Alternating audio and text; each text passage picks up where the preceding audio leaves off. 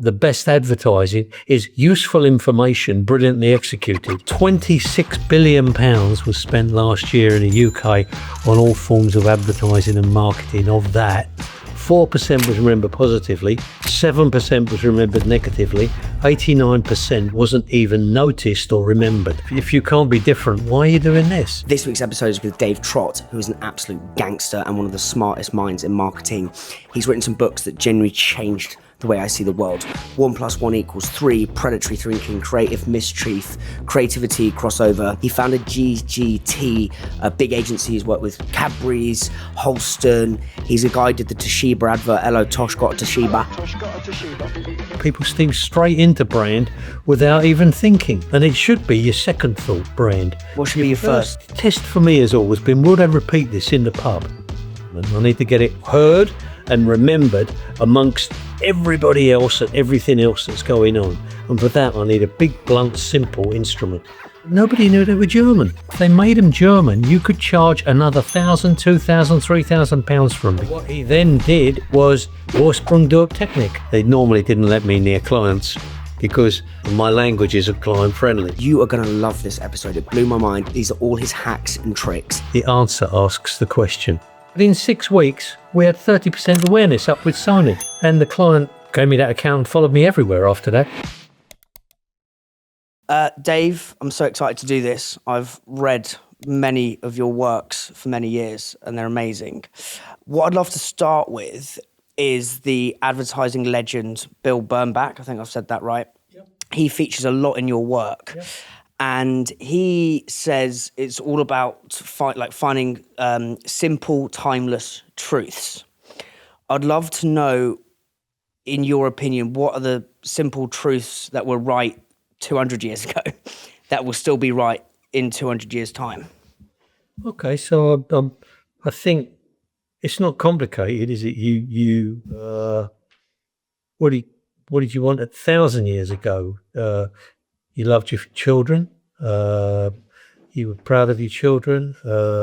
You had to go to work, and why you worked was to look after your children. And you tried to give them as nice a house as possible, and you made sure they didn't get ill, and you made sure you got value for money, pretty much, and you didn't get greedy, and you looked out. You were nice to your family and friends, and you wanted lots of family and friends, and you were polite and kind and clean and just normal basic stuff like that. And how does that apply to advertising? Because that's who you're talking to. You're not going, when you advertising, people who've been to university can't be that basic. You didn't spend 4 years and get a degree to have that kind of basic common sense that's available to everybody.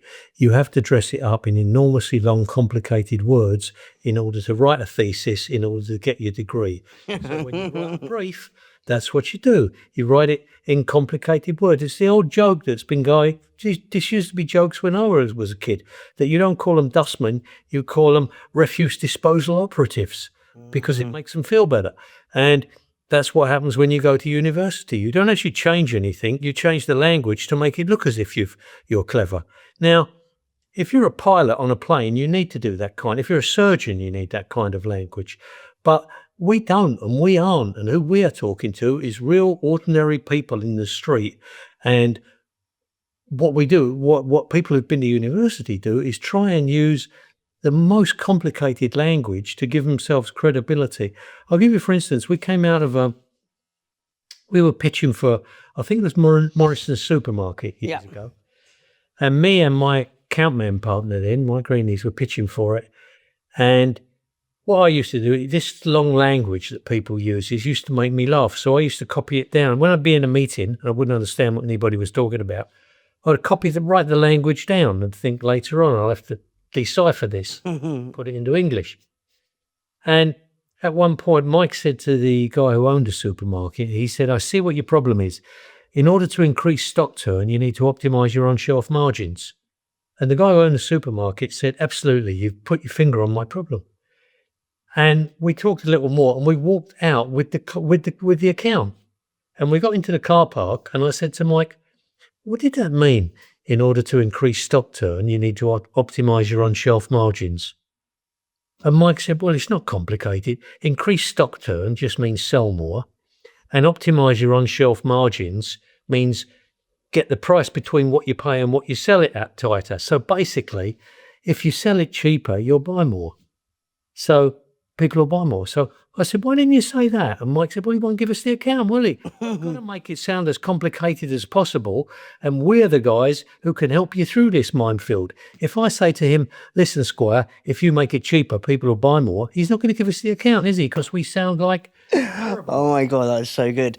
It's so I interviewed John Hegarty, and he said language is the greatest barrier to communication. Of course, yeah. And he basically says that you've got to speak the language of the people you're trying to sell to. Yeah. So in your mate's case, adding all this convoluted tripe to it makes the Morrison guy going, yeah, he speaks my language. But if you were trying to sell it to, say, sell, I don't know, a jar of something, a jar of jam to someone, i.e. back to your first point about, you know, we're just human beings the same as 1,000 years ago, that language has to be simple, right? You got it exactly right. And I can't do an advert where I say to the housewife, ladies, in order to increase stock turn, we've optimized our on-shelf margins. I've got to say, ladies, in order to get you to buy more, we've made it cheaper. Almost shape-shifting your language to who you're with. So on the point of these... When it goes wrong is when account men then come back, and planners then come back to the agency and use that language to brief the creative department. And the creative department begins to think it has to understand that kind of language in order to do its job properly. So you then get the creative department thinking that that kind of language is how you do jobs. And you end up with things like brand loyalty and brand awareness and heuristics and paradoxes and all of the behavioral... cultural tensions. Fashions. Yeah. Which behavioral economics is fine, but that's just common sense dressed up in long words. One of the behavioral economics thing is the sunk cost fallacy. Yeah. Is it fallacy? Yeah, sunk cost fallacy. Sunk cost fallacy. In for a penny, in for a pound, essentially. Well, when I was a kid, ever since I've been a kid, they used to say, don't throw good money after bad. Now, everybody understands don't throw good money after bad. Nobody outside of the who hasn't been to university understands the sunk cost fallacy. So you've got account men and planners talking to clients, and they're all talking amongst themselves and wondering why it doesn't work when they bring that into, because no one's translated the sunk cost fallacy back into don't throw good money after bad. Yeah? If you translate it back into the language of the people you're supposed to be talking to, that should be the strength of the creative department. Currently, they see that as the weakness of the creative department. The great thing for me, the best thing that ever happened to me was going to New York. My art school was in New York. And then advertising there, the bad agencies were run by what they call WASPs, White Anglo-Saxon Protestants. And the golf course gin and tonic advertising brigade, and everything that you saw on Mad Men. Mm-hmm. The great advertising, the Bill Bernbach and the great advertising was done by kids from Brooklyn, and they'd say, hey, don't be mad, that doesn't work, do this, look. And they talk like they talk to ordinary people, and you end up with Volkswagen and Avis and all of the great, huge, massive brand building stuff that was done in creative advertising then when advertising used to work, because you had people, ordinary people, using their brains to talk to ordinary people. And what's happened is, as I say, with the advent of everybody thinking it has to be complicated strategy, and all of these turning polytechnics into universities, and everybody comes out now with a degree, and how you prove you're intelligent is you make everything as complicated as possible. And that's fine if you're talking to other university graduates who appreciate that, but you're mainly not. Mm-hmm. Most of the people who go into supermarkets are not university graduates looking for complicated. They're looking for, what should I buy and why? Mm-hmm. And Carl Alley, who was also a great advertising... Who was Carl Alley? I don't know Carl Alley. You're a great advertising person. He summed up that what the best advertising is: useful information brilliantly executed. Now, if you stick to that, useful information brilliantly executed, we don't need a degree in studying just how complicated we can make everything. What's useful? Look at yourself when you go around a supermarket and buy anything. You want useful information. You might pick up the product and read the label. How many calories in it? Has it got magnesium in it? What's the cost of it? You want useful information. And what we do in advertising, what we should be doing in the creative department, is brilliantly executed. Now, if we're not doing those things, then what are we doing? We're just doing more complicated stuff that no one can understand. There's a brand called Trip. I don't know if you've seen that. It's like so about 5 years ago, CBD, which was essentially like the good stuff that relaxes you from weed, became like a big category. And I remember walking around a trade show at the Excel, and it was all this complicated language. It was like going into a medicine. It was like going into, again, making it complicated. It was like going into a pharmacy. It was this level of that, this level of this, that. Yeah. Trip has become one of the biggest brands in the world. And to your point about useful information executed brilliantly, they just had this tagline, didn't even talk about CBD. It was calm in everyday chaos. And it was a really simple packaging, like literally just, there was nothing on it, just said Trip, calm in everyday chaos. And I think you're so right, Dave. It's that, and I'm a culprit of that, of using convoluted language. Well, even then, that word convoluted says a lot about it, right? But it's so interesting. Okay, convoluted sarcasm. Well, I mean, people we're talking to are not stupid, but what they don't need is a thing turned into an enormous spaghetti pile of thinking that will get you a degree, but it won't actually communicate on the street. And the degree and education is actually harmful the way it's done at the moment. It's given marks for being complicated, and that's just very different to that function follows form. Yeah, could you define function and then define form, and then what is it? Form follows function. Ideally, of course. Because form, the important word there is follows. Okay, so what's function? Exactly. In each case, what is function? There isn't a simple rule for this of follow these 5 points and you'll be brilliant. You have to use your brain every time. And before we start this advertising we're going to do, what is the function of it? Is the function to look like everybody else and to be hidden? Because that's what all advertising does at the moment. Every car ad is interchangeable with every other car ad. Every beer ad, every supermarket ad.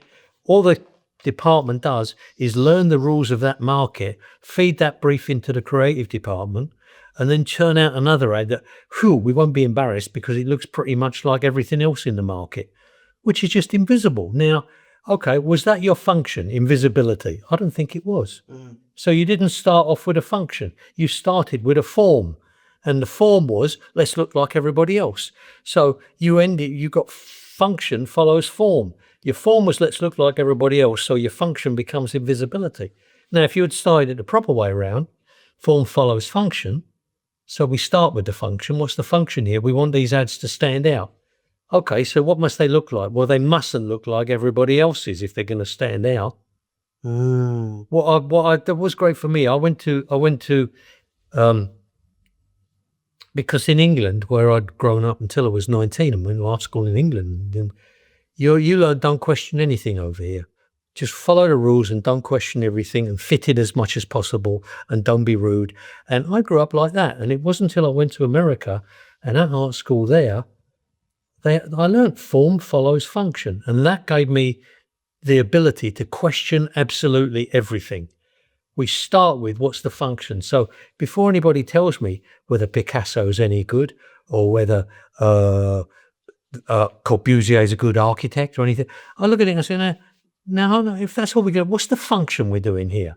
So it's function upstream. Huh? Function's upstream from form. Well, function's before you even start. Function dictates the form. Right.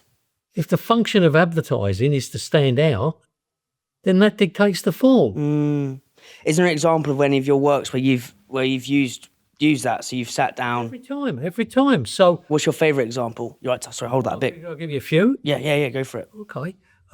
So when we got Toshiba as an account, they were about to be delisted. They were on 2% awareness, and they were doing ads that said how well the video worked, their video recorder worked, and what a nice picture it gave you, which is what everybody else was doing, right? And we got the account, and what first thing we did was set up cameras in the store to find out how people buy their stuff. And Toshiba was getting rejected because no one knew the name. It was like all of those Japanese or Southeast Asian names, Sansui, Samsung, Akai, anything else. People didn't feel safe spending 200 or 300 or 400 quid on that when they didn't know the names. So they were getting rejected before they even turned the telly on. So Sony was the only one they knew, which had 30% awareness. So then our job becomes not to talk about our job, where can we affect it, what's the function for advertising, isn't to tell you about our good picture. You'll find that out yourself in the store when you turn it on. Our job is to get you on the list alongside Sony. So our job is to get the name known in a hurry and separated off from all the other Southeast Asian names. So we did Hello Tosh got the Toshiba. And What was it? Hello Tosh got a Toshiba. And we got Ian Dury to sing it, and so Tosh was a human being, right? Like, Tosh was just a nickname from when I was a kid. He used to, hello Tosh. yeah, hello Tosh. That's so good. Yeah. My uncles would say to me, Hello Tosh. hello Tosh got a Toshiba, and we'd made a sort of rap song out of it. And within 6 weeks, we had 30% awareness up with Sony, and the client gave me that account and followed me everywhere after that, because as far as he was concerned, I'd saved his job. Next one up, I'll give you, for instance, again, Ariston was about to be discontinued. What was that? Ariston. Is that what was Ariston? Was that? So they make fridges, freezers, things like that. Right, yeah. So before we start, what's the function here with Ariston? You have to discover what the function is. So we look at it, and it turns out Ariston are it's not just tech, and you do tech. Ariston are what they call white goods, which is different to brown goods. What's the difference between white and brown?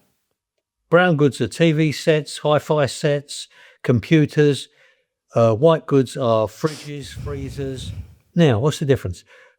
Well, when you delve into it a little bit, white goods goes in the kitchen, brown goods goes in the front room. When you delve into it a little bit more, who buys which? Men buy brown goods, women buy white goods. They were currently trying to sell white goods the way you sell brown goods, which is we've got more levels of coldness, we get cold quicker, our spin dryers spin dry faster, blah, blah, blah. Those are all things for men. Now, men don't buy white goods, this is women. So what are women interested in? Turns out when you research, what women want is don't break down. I don't care if it's faster, I don't care if it's colder. I've got the whole house to run, I've got this job to do, I've got the kids to look after. I don't want to come home and find the kitchens covered in water. So I want a Volkswagen's equivalent of these things. So we did this campaign, Ariston, and on and on and on and on. We'll get the brand out there with reliability. At the same time, you can't remember that as Miele or AEG or anybody else. That's Ariston and on and on and on. And then the on and on and on is the form. That's the reliability part. So yeah. So when you said, how did you find out? You said you did some research to figure out whether it was who was buying white goods. What was in that research?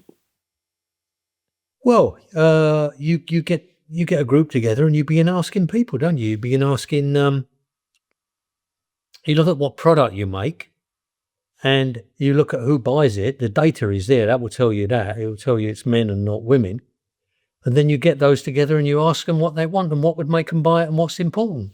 And you find out with a creative department full of men, it wasn't what we thought was important. What was important. So you define the function is the most important part of everything. Now, currently in advertising, people don't know that. They steam straight into brand. Well, brand isn't function. Brand is form. Just look at it. I don't sit here and say, how do you buy anything? I don't sit here and say, BMW, that's a good brand. I must have some BMW. I wonder what they make. You don't start off with brand. You start off with product. I want a car, and I'd like it to be nice and be comfortable. I'd like to be reliable. Now, the cars I've narrowed it down to what I can afford and what's reliable. There's a Ford, and there's a Fiat, and there's a BMW. At that point, brand comes into it. because BMW now has a reputation being German as more reliable than the other two. Yeah? It's why when John Hegarty got Audi as a client, first thing they did was they looked at why Audi wasn't selling as much as it should. They make great cars. Why aren't they selling as much as they should? And what did they find when they did? You ask the question, what's the function for our advertising? Why aren't they selling? And the truth was, nobody knew they were German. Everybody thought they were either Dutch or Scandinavian or Belgium or something like that.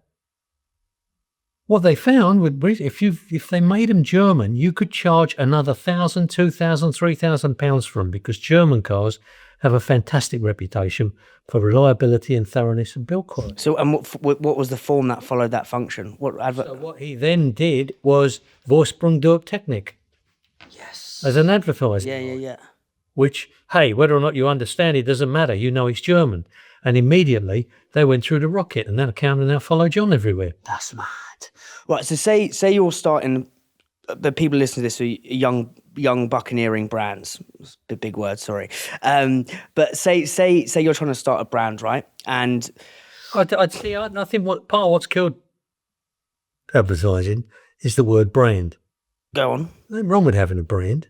Of course you've got a brand, but that's down the line. First off, what you've got is a product. Okay, say someone's... You talk a young buccaneering person with a product. Let's start off, your product is identical to every other product. Yep. Identical. Yep. Why should I buy it? So what's... Why? So yeah, But think about it for a second. Why? If it's identical... Because it's different. Because it's different? Well, why is it different? Is that the exercise you've got to do? Now, if there's a physical difference, we are mugs if we don't pump that. If I can find a physical difference, it's cheaper, it will last longer, it's harder wearing, it's got more bits and pieces, whatever the physical difference is.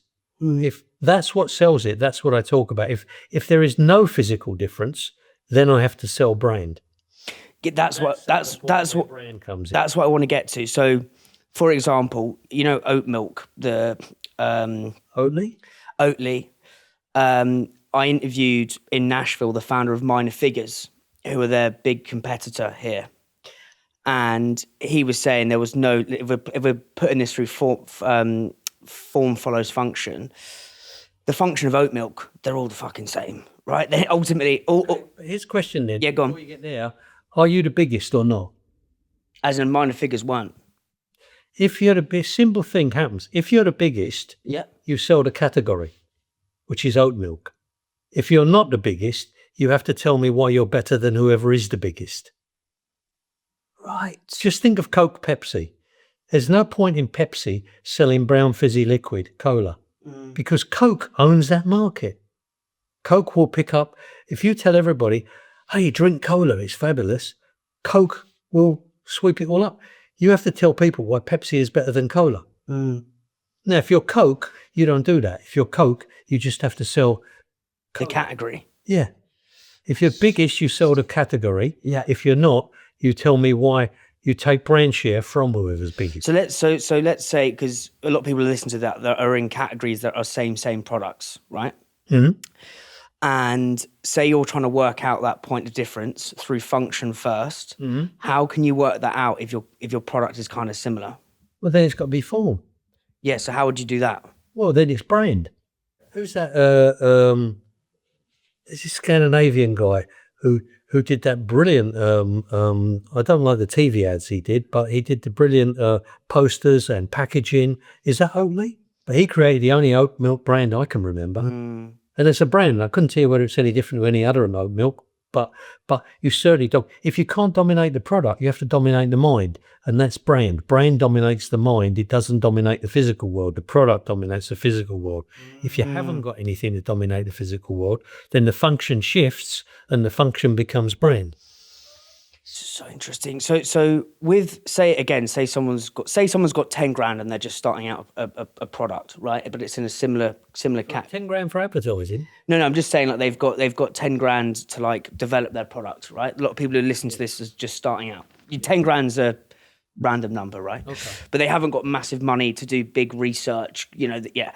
And they want to find their function in terms of brand. How can you do that? Say we've got a blank sheet. I mean, they haven't got a difference, so they go. They haven't got a strong difference, Okay. right? Because a lot of people because now So you look at who owns the market, yeah. and what are they? Are they fat and old and dull? Are they? You've handled all your problems about distribution and everything else. Now, probably when you're starting out, it's B2B rather than B2C. It's B2B. You need to get distribution. So your advertising is mainly going to be about how are people going to get their hands on it? Is it through the stores? Is it through online? Once you sort that out.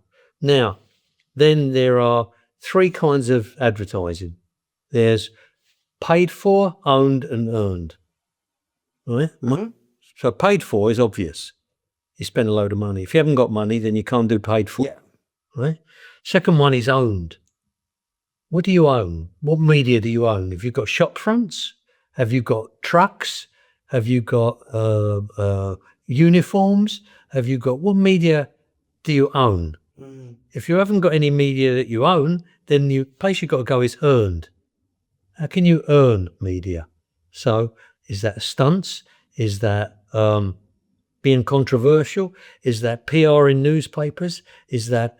That's when it's called earned, because you've got to use your brain to think about it and find it and come up with it. The charities will do a lot of this. You do earned media. You do parades through town. I don't know what you do, parades or people with sandwich boards or whatever you do to try and get the news media to pick it up. It'll be you earn free media. And a lot of that will be stunts, maybe. But those are your three media. If you can't, there's paid for, owned, and earned. And you need to keep all of these thoughts in your mind. There isn't one's. This is why stupid people don't get.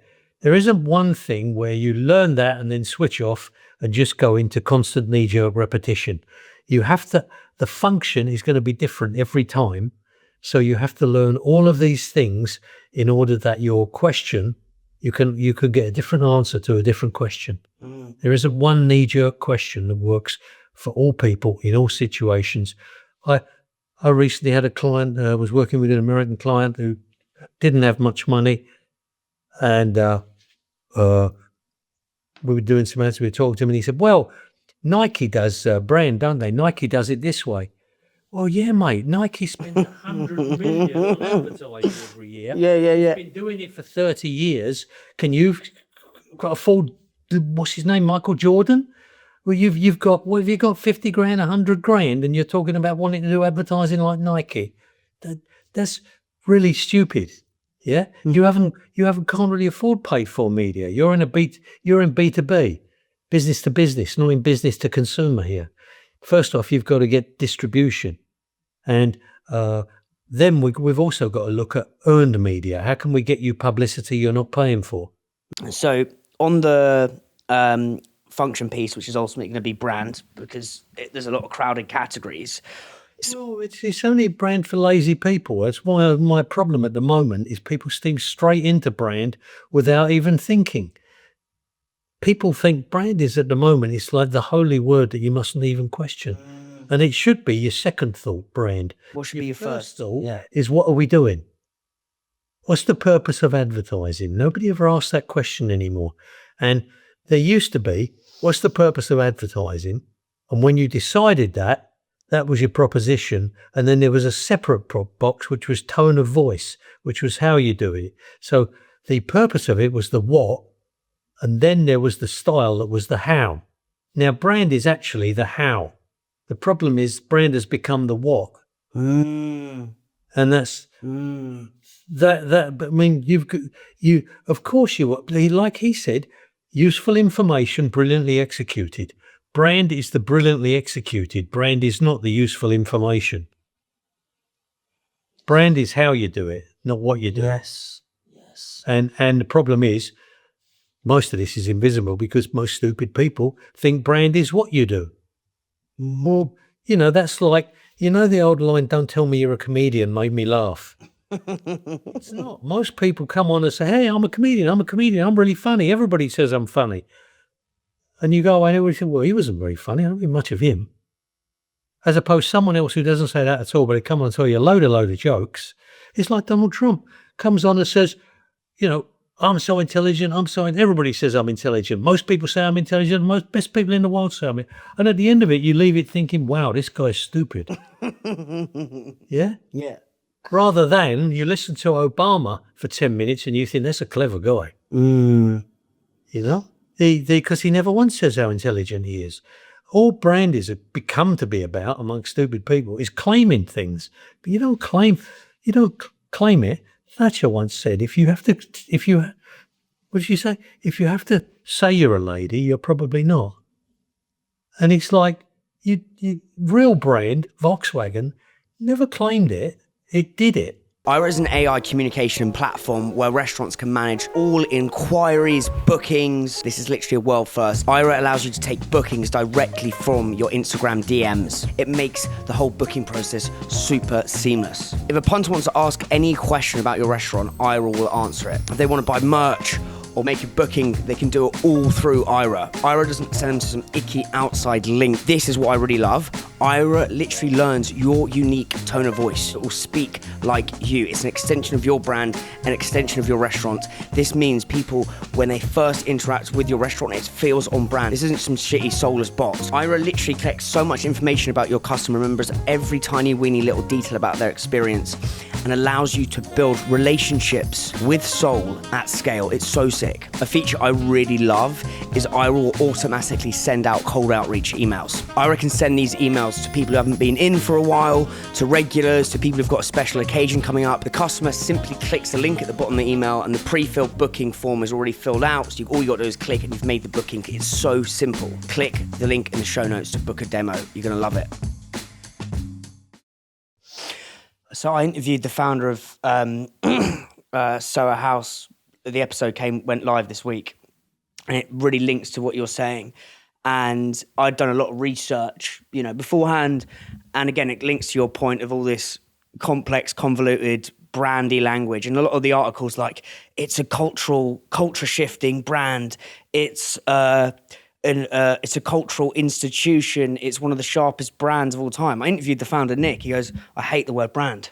And I goes, what? And I was a bit perplexed by it. I was like, "What do you mean?" He goes, "I've never thought of it as a brand." And to your point, he just thought of function, which is, I want to create the best hospitality experience by obsessing with the customer, by asking questions, saying, how can we make this better? And the brand will follow. The stupid thing with advertising is they think if you write "we take better care of you" under their brand name, that's done it. Now everybody thinks, "Oh, we take better." No, nobody does. Yes. The punters know you're only making that up. Yes. The punters aren't stupid. They know forever people make up some meaningless line just to get out of a meeting with the client. And the client can say, "Well, look, I did say we take better care of you on the ad." That's his job, the CMO, back at the marketing guy back at there. He wants to be able to say to his chief exec, "Well, look, I did say in the brand here, we take better care of you," as if everybody is stupid robots who will go, "Ooh, they said that we take better care of you. They must be." People don't believe it. They don't believe it unless what you've said is, the very first of these, Hecate always said it's his favourite ad. And I remember in our generation, it was the first time we'd ever seen an ad that actually spoke just ordinary common sense. It said, we're going back, blimey, years and years and years now. It was a massive snowstorm and thick snow. American ad, black and white in those days. They didn't have colour TV. And it said, "How does the man who gets to the snowplow drive to the snowplow?" And you hear the sound of an engine, and gradually a little Volkswagen Beetle pops up and stops there, and the guy gets out and gets in the snowplow and starts driving the snowplow. And I didn't need all that claim about longevity and economy and everything else. How does the guy who gets to the snowplow drive to the snowplow? It was just so much like, that's a pub. test for me has always been, would I repeat this in the pub? Would I repeat this in the pub? Yeah, would you say that to your mates across the bar in the pub? Yeah. How does a bloke who drives a snowplow drive to the snowplow? That's exactly the sort of thing you'd say to your mates in the pub. That is so A delicious. sort of common. How do you drive a plow? How do you get to the snowplow? Now, would I say to my mates in the pub, before apparently they say we take more care of you. Yeah. Would I say that to my mate? No, would I? Fuck. Yes. But I'd say, hey, you know this, man, as the bloke who drives the snowplow drives to the snowplow. That's the sort of thing you'd say Oh to your my mates God, in the that's pub. so good. And like, so I think one of your things in I can't remember which book it was, but it's, I think brand is the answer. What's the question? Is that, have I said that right? Well, I think it's one.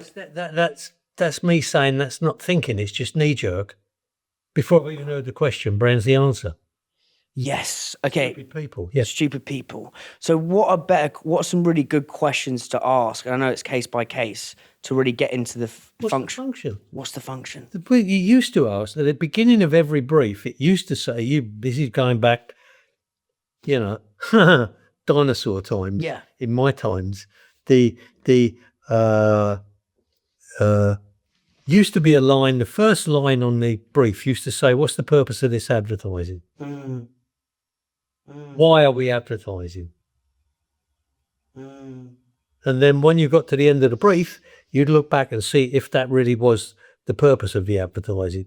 And if your whole brief had led you to, these are the category norms, and at the end of it, so the categories, obeying all the category norms hadn't led you back to, we must stand out from our category.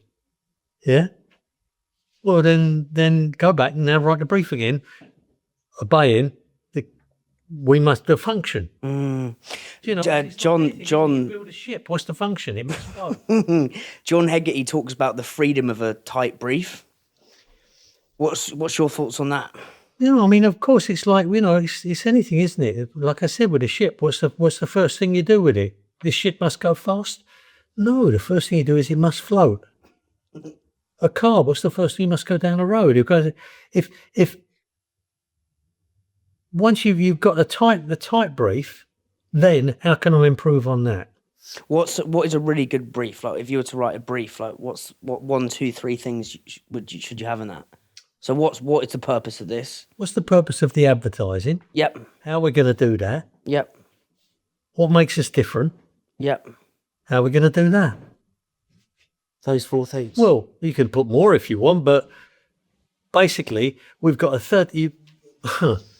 In a commercial world, there's around about 200. The average 4 hours viewing. The average consumer. Well, it's different in a. But we'll move it later on into an online world. But the original one, to make life easy, used to be 4 hours viewing. The average consumer. TV viewing, so that's about 100, 200 ads a night. You've got 30 seconds of that. Now, if everybody's got 30 seconds, what's that? An hour and a half? And you've got 30 seconds. And it's an hour and a half out of 4 hours viewing, and you've got 30 seconds.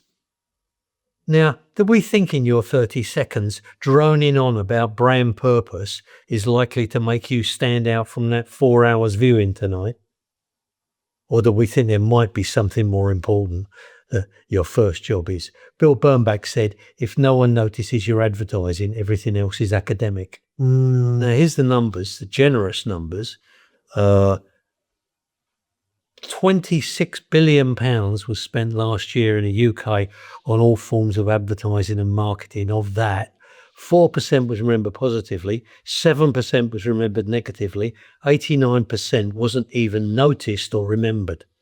So the problem isn't the 4% of being liked, the problem is the 89% of not being noticed or remembered. That's 19 billion quid pissed away. If you're not noticed or remembered, why are you even bothering?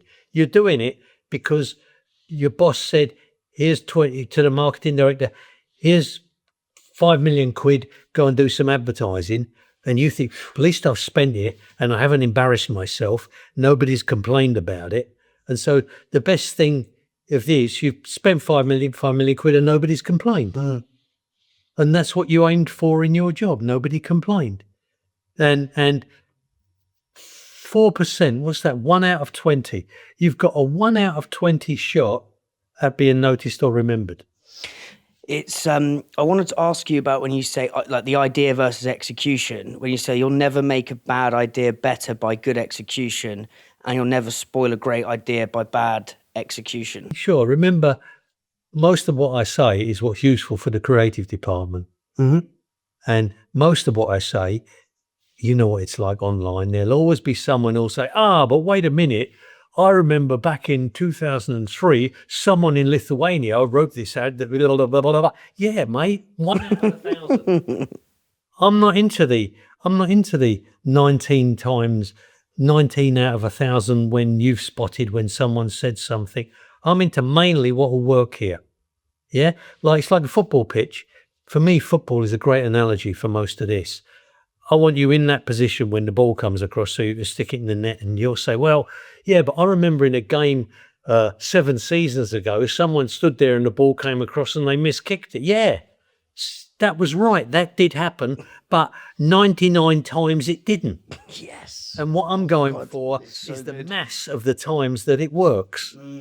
Yeah? It's no good. And what you'll do is you'll think you'll make yourself clever by being negative in finding the 1 out of 100 when it hasn't. Well, no, I haven't got time for that. It's never going to work 1,000 times. It's never going to be perfect. I'm going to go with what's mainly going to work and make a blunt instrument. I'm not looking for a rapier here.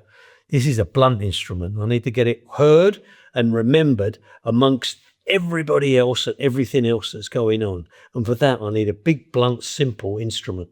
A big, blunt, simple. Thinking. Just in terms of thinking. Yeah, no. I understand. That's not to say you got to be stupid and gross. Clever is way, way better, obviously.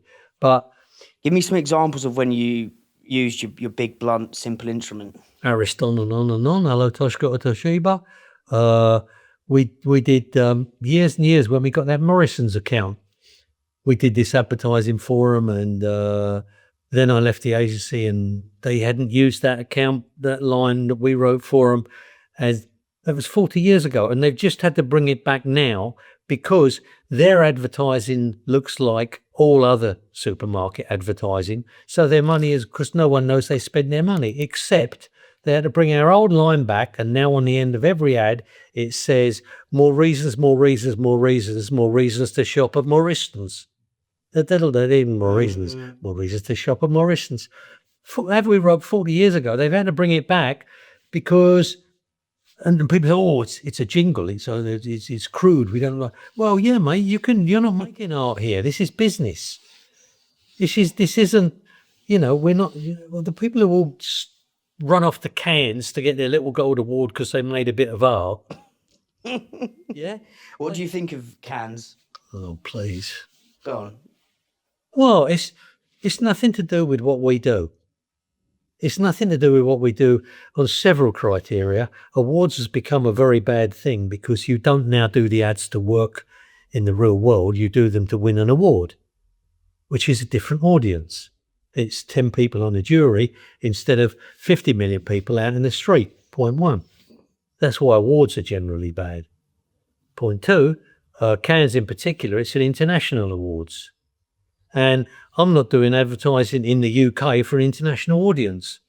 I'm doing it for English people. I'm not even doing it for Americans or Canadians or New Zealanders or Australians. This is English people. The jokes, they will understand.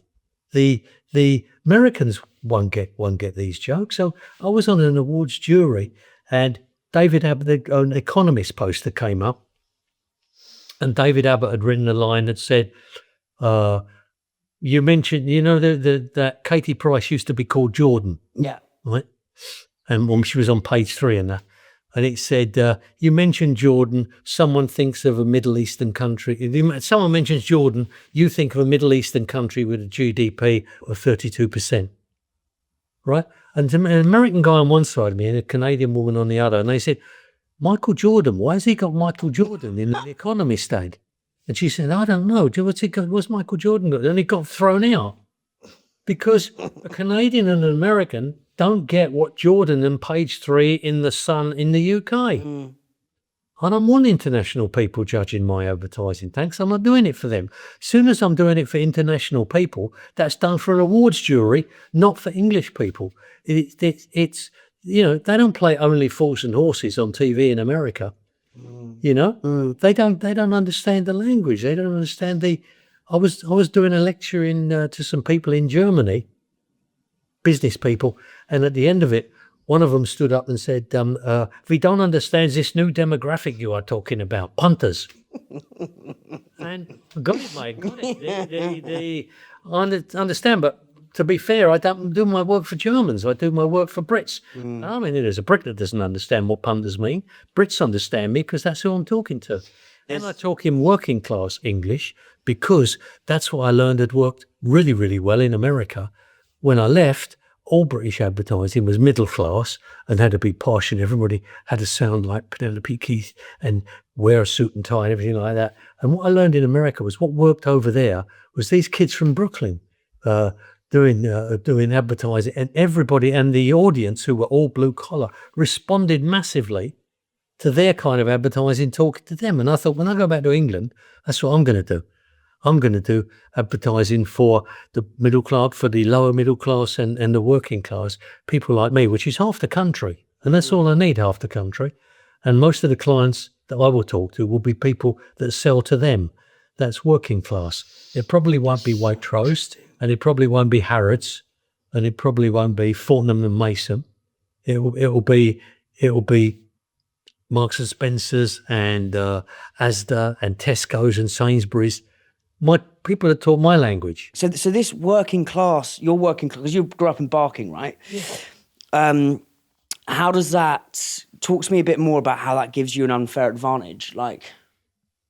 Well, I talked to my son about this. He's middle class. And middle class, don't get me wrong, it's not bad, but they're different. The difference is, if you were advertising Harrods, you would give that to someone who's middle class. You wouldn't give it to me. But if you were advertising Sainsbury's or Tesco's, you'd be better off giving that to me because I took the language of the market.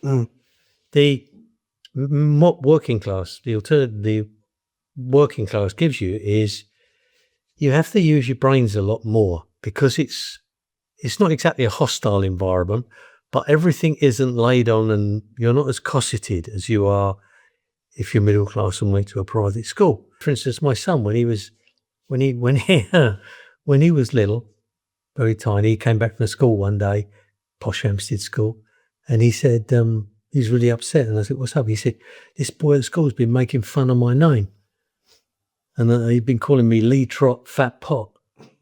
And I said, "All right, well, go back and make fun of his name better." And I said, "You can do that, can't you?" And he said, "I can't, Dad. I didn't go to a rough school like you went to." And blimey, we learned that growing up in there. I said, "Well, what's his name?" And he said, "Bimini Soyinka." And I said, "We never had anything as good as that to work with. That's just Bimini Soyinka. I could do that in 5 minutes. What do we do? Bim Bimini, Bim Bimini, Bim Bim Chiru. Your name's really crappy, but not as crappy as you." You could. And that, growing up working class, what that allows you to do, you think is rough, but immediately now, as soon as I get a product, I know how to play with their name to get it remembered. It's all that is a mnemonic. You're learning mnemonics in a way in your playground, which you never had to learn growing up. Mnemonics in the middle class. I think also, so I've got two sets of mates. So I've got my mates I went to posh school with, but I've got my mate Raz and Squelch. His name's actually Squelch. He's fucking hilarious. They're my two best mates. I was literally just in France with them, and when I hang out with their mates, I think they're naturally just so witty. And I don't know, some of them are labourers. You have to be for like. And I think the working, this is maybe a too broad brushstroke term, but like they're naturally just so fucking witty. And, my brother works for Marex, which is a investment firm.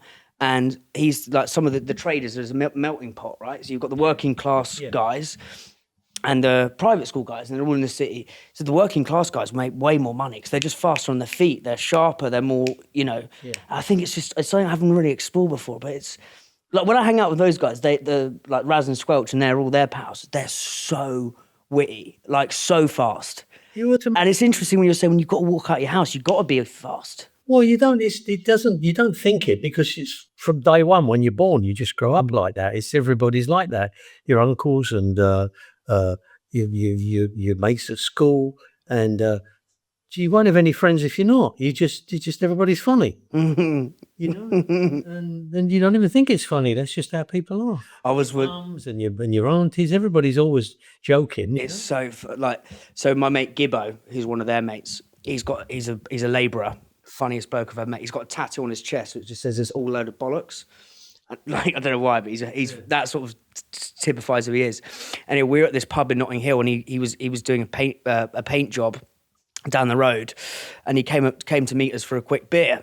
Anyway, the sun was shining, and I won't say who it was, this really posh guy came up, and who I knew, and it was just when he got his COVID vaccine.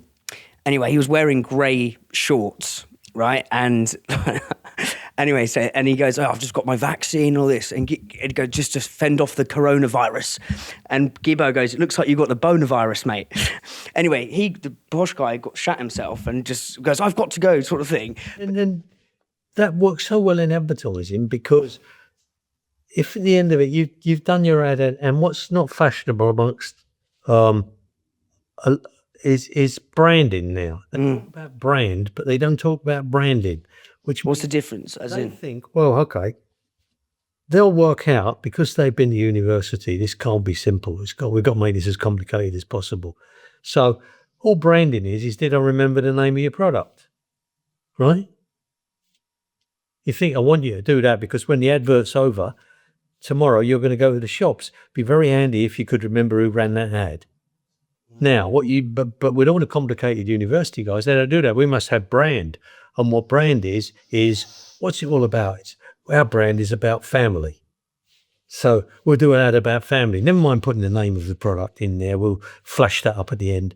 But if you remember family, you'll remember us. No, mate, because there's the other brands doing family. Yeah? So someone was saying to me about it's just, but if you're coming to working class, you naturally you've got so much going on all the time. You naturally do that mnemonic. You need a mnemonic, a memory device. So what's mnemonic? Talking about, A mnemonic's like a thing that's... Mnemonic is a device to make you remember things. Right, okay, yeah. For instance, they were saying to me, someone in the media department was saying, if we were doing Audi, what would you do? How would you do that? And I said, well, for me, I'll do all the right brands at all the right prices, right? Just then we can't remember the line without remembering the name. I said, all right, well, what if you were doing then Lidl? And I said, all right, for me, a little bit more for a little bit less. You can't remember it without remembering the name. How did you train yourself on this wit? You don't. Yeah. You learn it at school when you're taking Mickey out your friends' names. You didn't call it a mnemonic at school, but that's what it was. It was just remember things, and it's just any memory device. You'll do it all the time in your life, and you particularly if you're working class, you particularly do it all the time. So you grew up in Barking. We're now in your stunning house in Hampstead. Like your kids grew up here, as from what you just said, mate. Like, what have you noticed I find class culture so interesting, and it's a very uniquely British thing. Like, what have you learned about that sort of tension or? Well, funny thing is, my wife's Singaporean. Yep. She had to teach me about the English middle class. Right. Now she's English. She's not English. She's Singaporean, but she learned the English language and the English middle class properly at school. I didn't. I just learned Cockney. So I know working class. So Kathy had to teach me all these middle class habits, and I'd never been to restaurants before I met Kath, because you're working class. You don't go to restaurants. None of my family. I've got 40 uncles and aunts in and around Mile End, from in and around Mile End. Never go to a restaurant. Why would you go to a restaurant? What, food? You'd pay 4, 5, 6 times as much for food as you could have at home. Why would you go to a restaurant? I'd say go to a pub. I'd say go to a cafe. But a restaurant, what, you spend 3 or 4 hours eating a meal? It just didn't make any sense at all to me until Kath showed me this middle class thing. The middle class likes restaurants and all of these things. And what Kath also does is Kath speaks English correctly, BBC English. So when we go into an Uber, or when we go past passport control, Kath has to translate for me with whoever we're talking to. They don't understand what I've said, because Cockney doesn't work unless you're another Cockney. Yeah. You look at the baristas when I'm in Starbucks, and they say, "What's your name?" and I say Dave, and it comes back as die-off on the side of the cup. You know.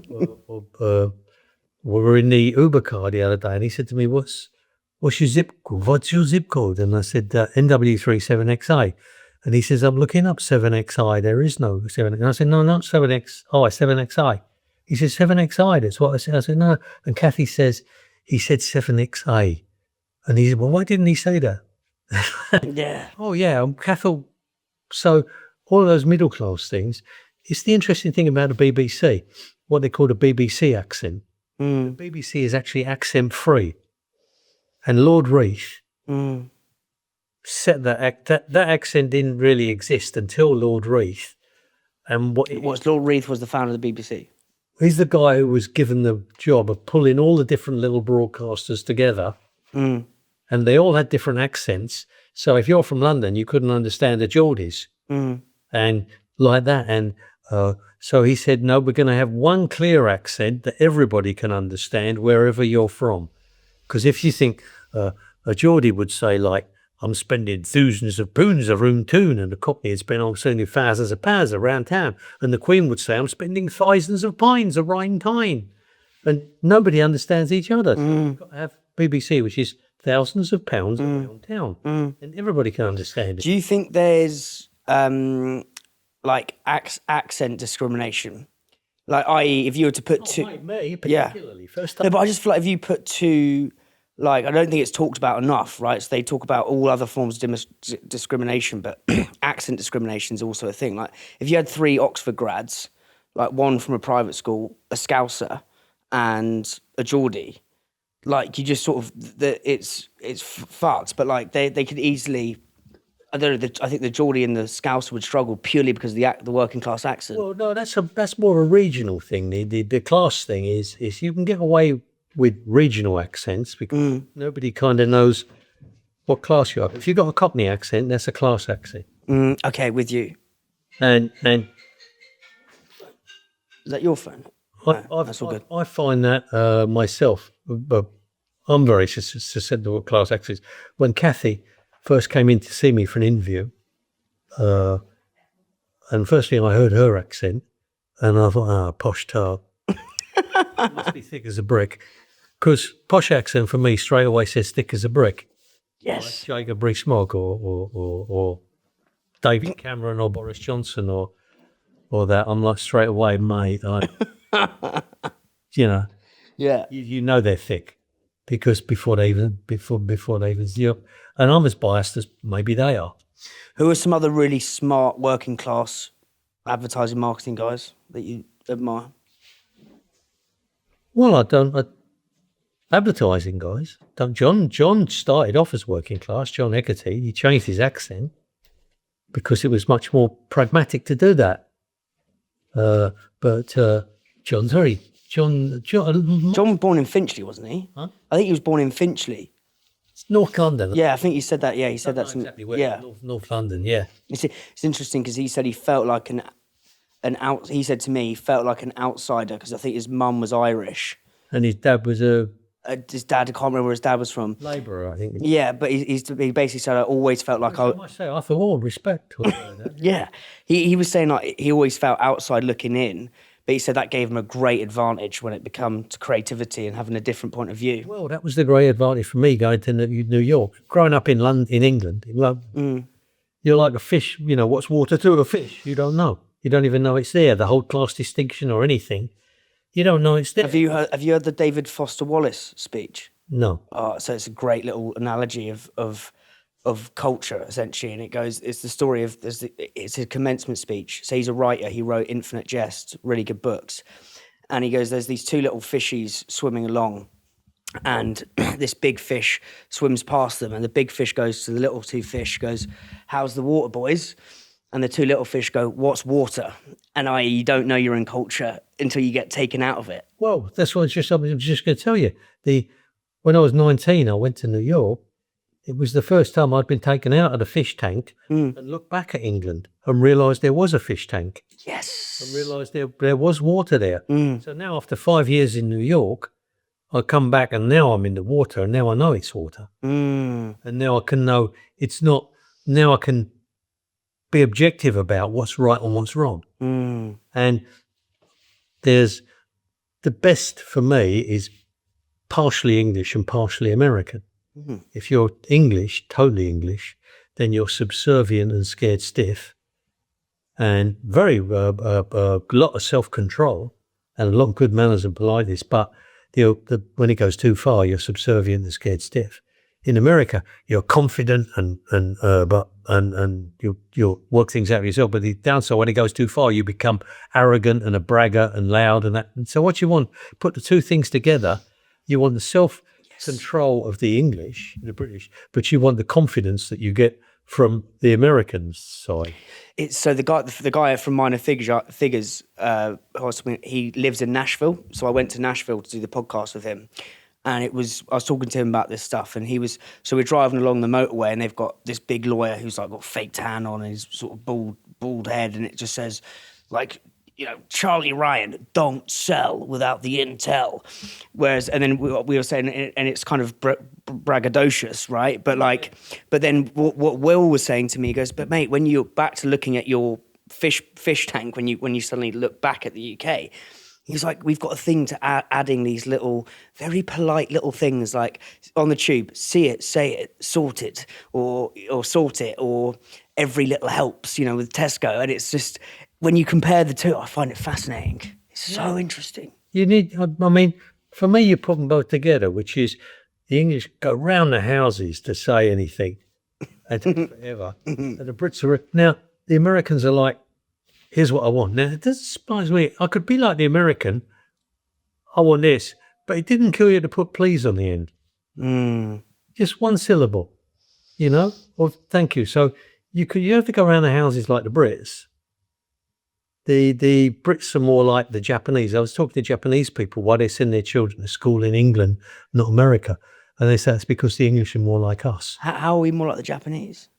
We don't go quite as far as the Japanese, but everything is over the top, polite, and mustn't hurt your feelings, and worry about what I'm saying and say it in a way that you won't get hurt, your feelings hurt, and you won't, blah, blah, blah, blah. Whereas Americans is, here's the information. Like in Lumber, here it is. You know, now, you put the two things together and I'd like, here's the information. Are you okay with that? You can put... Yeah, so it's you're taking the two things and you're adding... So when you went to art school in America, I think I read that you did, was it this priming psychology class? Oh, I did psychology class. Yeah. What talk to me about why that was useful to you. What did you learn from that? Well, it was, it wasn't... it was behavioral psychology, right? Not clinical psychology. So it was mass thinking. It was learning how people think and how the mind works and things nobody ever questions before. And it leads you into being able to step outside your mind and observe your mind, which most people don't do. It's been very useful with Western philosophy and Eastern philosophy, being access to those, because until you can step out, unless you can step outside your mind and observe your mind, you can't do anything like that. You think you are your mind. You think, you know, you don't have any access to any self-control. You constantly just react. Yeah?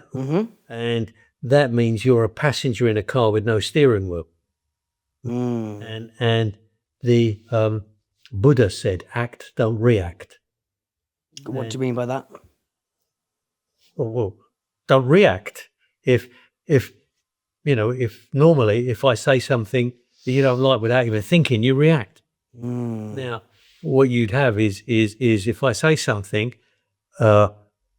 you'd be separated off from your mind. So you think, well, hang on, my mind doesn't like that. Now, is my mind right not to like that, or have I misinterpreted it? What is it? Does that link in the book? I think there's a thing where you say, you see what you see. Is that right? Have I got that right?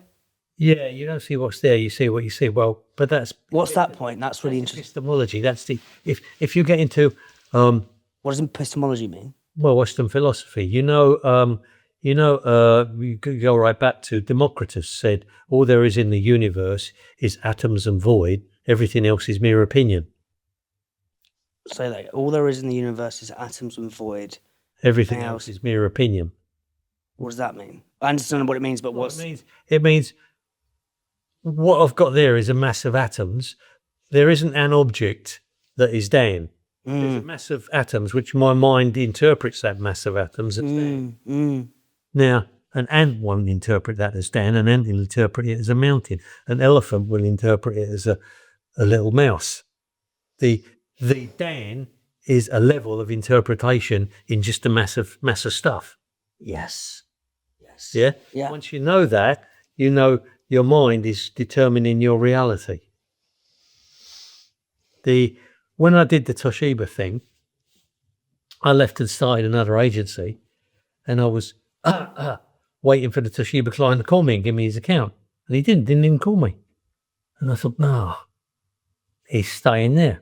He's staying where he is. That's that. So I thought, he's not interested. So I was talking to a mate of mine, Mike, and I said, the Toshiba client just hasn't called. And Mike said, and what did you make that mean? And that was really powerful. All that had actually happened was the Toshiba client hadn't called. I had made that mean rejection. I do that all the time. What then happened was I thought, I wonder if I'm right. All I know for a fact is what's happened is he hasn't called. Let's see. So I called him up and I said, how you doing? And he said, I wonder when you were going to call. Do you want this account or not? The client said to me. Yeah. He said, because we did some advertising and I'm wondering if you're going to call. I had made it that he'd rejected us because that was my interpretation. The reality was he hadn't called. My reality made by my brain was he's rejected us. When for that, from like a create. That's what he means by an act don't react. Yes. Just look at what actually happened, rather than what you made out of what. With that sort of principle of we all think we don't see what's there, we see what we see or something, whatever the thing is. If we're all walking around with different stories in our head, different views of the world, different values, different upbringings, understanding that, and then you're trying to create advertising that cuts through. How do you do that when we all have our own different shit going on in our own head? It's a great thing about form follows function. My first job is to wipe the slate clean. And that's function wipes the slate clean. If I'm doing brand, then I'm fucking about going straight in with, what do they want? What are they thinking? How can I do that? If I'm doing function, I wipe the slate clean. Yes. What are we doing here? Never mind what everybody else is thinking for the minute. What's our job? What's the function? And now, how can advertising address that? Now, have I got money for paid for advertising? Or is there owned advertising that I'm not currently using? Uniforms, shop windows, trucks, with the sides, whatever. And also, if not, is there earned advertising? That becomes part of the function. Can I create earned advertising? But it all comes back to function. If form follows, that's why that was critical, and that's actually your start point of wiping all the shit off the blackboard before we get back to start with, now what are we doing? Rather than just adding more shit to the blackboard. Brain. Just It's there's a story, I think, is it that woman who wants to have more sex. She's like 67 and asks for blokes who read a lot or something. That's a really good story. Yeah, Round-Heeled Woman was her book. I can't remember her name, but the book was called A Round-Heeled Woman. But she didn't want to just shag anyone. Yeah. So she put an advert in a newspaper, I think, and it said, "I'm looking for geezers who read a lot." I think. Well, I'm looking for someone who reads a lot, and she said trollop works for me. Now, in English, you'd misinterpret that because trollop means something else over here. Yeah. She means the writer trollop. Right. Being American, they don't think they have that word trollop. Yeah. She just means the writer trollop. And the power of that was that she attracted the right people in. Well, I mean, generally, yeah, you attract as many people as possible. The more interesting one for me was the woman who went on the dating site, and she was a data scientist or something, I think. And she put herself on the dating site, and she attracted all these blokes she didn't want. They're just hookups, just like one night stand, and they weren't very good looking blokes. And she thought, I'm doing this wrong. She thought, the start point, if you go back to Steve Jobs, your start point shouldn't be what you've got. It should be what your audience wants. Mm-hmm. Yeah? Mm-hmm. So Steve Jobs never started off with, I can make this thing that's got 60 megabytes of memory and 5 megahertz of production. Blah, blah, blah, blah, blah. He made it and he said, it's like 1,000 songs in your pocket. Yeah? So not what of the thrill of what I've made, is what you want. And so what did she do on the dating apps? Right. So first thing she did, she thought, well, let's have a look at the kind of guys I want. Let me research the kind of women they're looking for. And she went and looked at the guys she wanted and clicked on the kind of women they were looking at and looked at what they were putting up. And unlike what she just put up was a straight picture of herself and then 6 or 8 pages of what she liked doing, she learned what the women were they put up really attractive pictures of themselves, and they put up very short bios of very interesting things they did like that. So she redid her thing with very attractive pictures of herself and a much shorter bio that would be more attractive to the target market she wanted. And I think she got 60 responses. 5 of them she went on dates with them. 1 of them she married, and she's got 2 kids now. And by turning it around of, instead of here's what I've got to broadcast, let's go and listen to what the audience wants. There's this philosopher that you mentioned, which is the freedom to and the freedom from. Yeah, I think that was... Is it Isla something? Well, I think Isla. that was Berlin. Yeah, that was it. Berlin. Yeah. What's that about? Well, I mean, that's great. I think America could do with a huge dose of that at the moment. They just say freedom. And for them, freedom just means freedom to do whatever the fuck I want. But there's 2 kinds of freedom. There's freedom there's negative freedom and positive freedom. And positive freedom is the freedom to do, and negative freedom is the freedom from. So positive freedom might be the freedom to go in a restaurant and eat whatever I want, whenever I want. Negative freedom, on the other hand, would be the freedom from hunger, the freedom from getting fat, the freedom from whatever I'm frightened of. So if you take it with Americans, the positive freedom is the freedom to have guns, carry guns and go around using whenever I want. But what that does is that removes people's negative freedoms, which is the freedom from fear and the freedom from getting shot. What it actually is, the interesting thing that Berlin had to say, was it's a sliding scale. And the more you have of one, the less you have of another. So the more positive freedom you have for everybody to have guns, the less negative freedom you've got of freedom from people from fear of getting shot, and vice versa. The more negative freedom from people from getting shot, the less freedom people can have to go and have all the guns they want. So the positive freedoms and negative freedoms. Any other examples of that? Anything you want. Freedom to speed down the street versus freedom to get run over. Everything's freedom is a sliding scale. That's what they don't realize, certainly in America, that freedom is a sliding scale. If you have more of one, you've got less than the other, and you have to decide which you want. And that'll also be when you're positioning. And the most important thing, if you're launching anything or advertising, is always positioning. What are you positioning it against? And you look at it. Is that what position? Yeah. What would you define positioning as? Well, positioning is what are you same as it is in football. What are you positioning it against? So, has my product got more of this? Has everybody else in the market got more of this? In which case, maybe there's a niche for a product that's got less of this. Yeah. I always look at it like a fishing pond, and everybody's fishing where all the fish are. But and that's good. There's loads of fish there, but the problem is everybody's fishing there.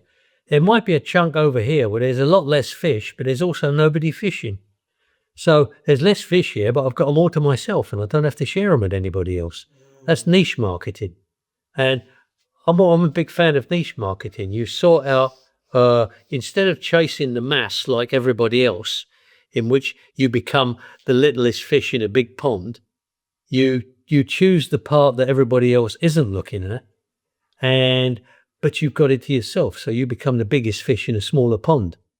And that's the strategic skill. You need to separate strategy from tactics.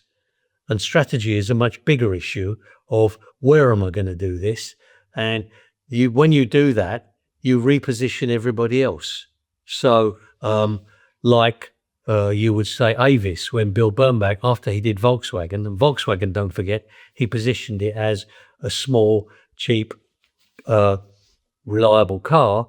And when he did that, it repositioned everybody else as stupid for buying these big, fat, expensive cars.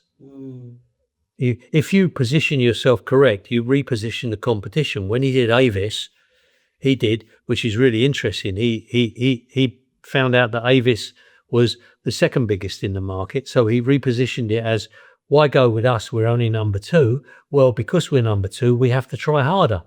Yeah, so he genius. repositioned hers as the fat cat who doesn't really need your business and doesn't care. Yeah. Pepsi, you look at the same thing. You will look at it whenever number 2 gets it right, they reposition number 1. So say the strategy, right, and the positioning is finding a part of the pond where there's still some fish, but not many people are fishing there, right? And say you start catching loads of those fish, but then those fish there's not many fish there, and you actually want to go and start eating up some of the other side of the pond, i.e., you start in a niche category with a niche product, but eventually, and Seth Godin, do you know Seth Godin, the marketeer? Yeah, he's been on the podcast 3 times, and he basically says your strategy and tactics, say that's the adoption curve. Yeah. You start niche, small part of the fishing pond, whatever, but eventually you're going to hit the total addressable market. You're going to kind of hit that, and if you want to go bigger, you're going to have to change, i.e., open up to more of that pond. Yeah. How do you think about that? Well, then you're in a much better position to do that, aren't you? You grow yourself and get yourself in a powerful position by eating the small pond as much as you can until you own that. And the good news then is we're too big for the small pond. Now we have to grow. How do you do that without? So how do you change the way you talk about things as a brand or as a business, if that's a better way of putting it? To get more pond space. Yeah. Well, look at Volkswagen. They started off as a little imported car in America, and I think either they're now the second biggest in the world next to maybe Toyota.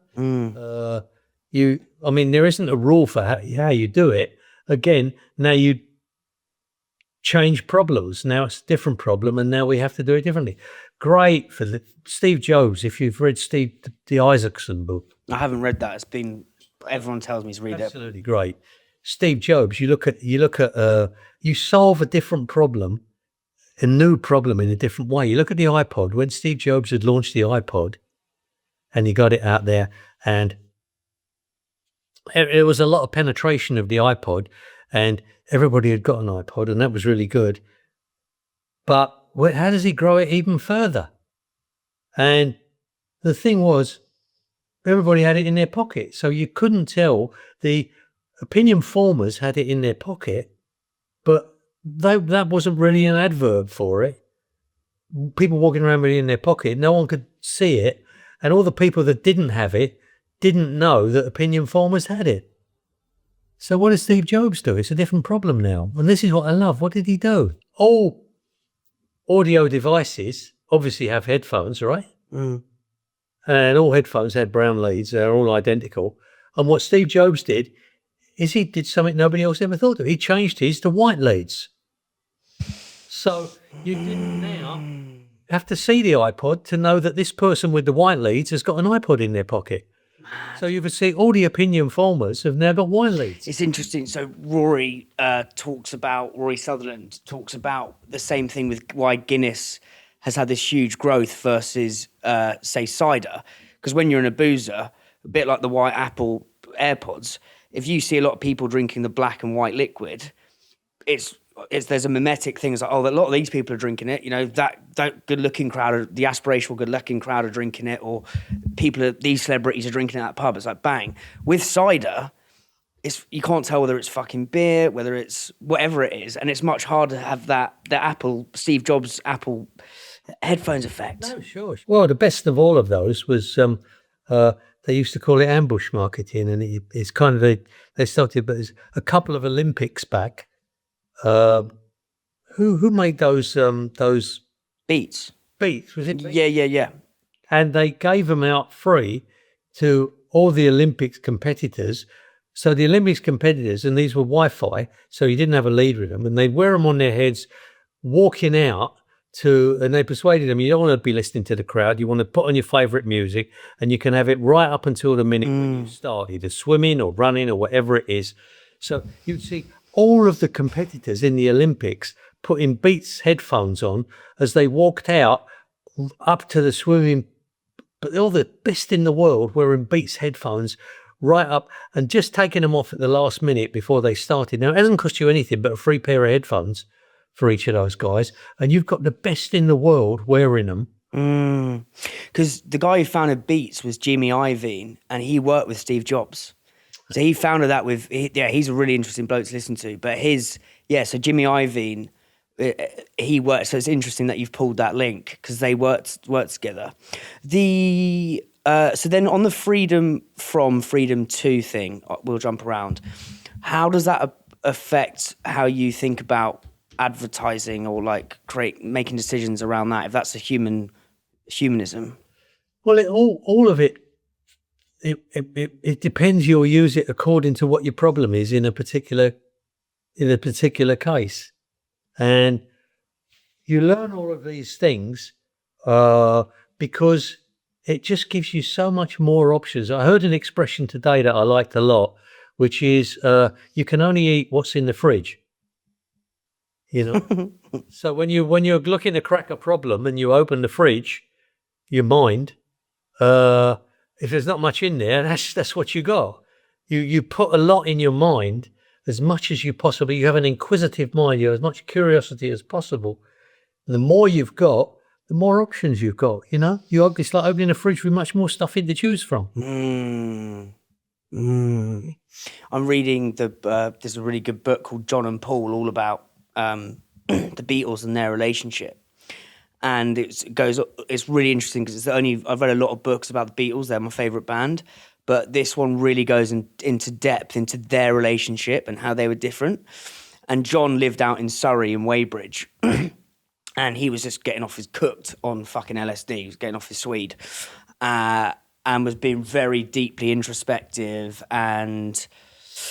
just introspective. But Paul was living in London and he was going out and he was basically just being I think in the book they say he was like a jet fighter guzzling curiosity, right? Yeah. And he was just fucking wanting to. It was in just reading all these books. He was reading Aldous Huxley, Brave New World. He was hanging out with him.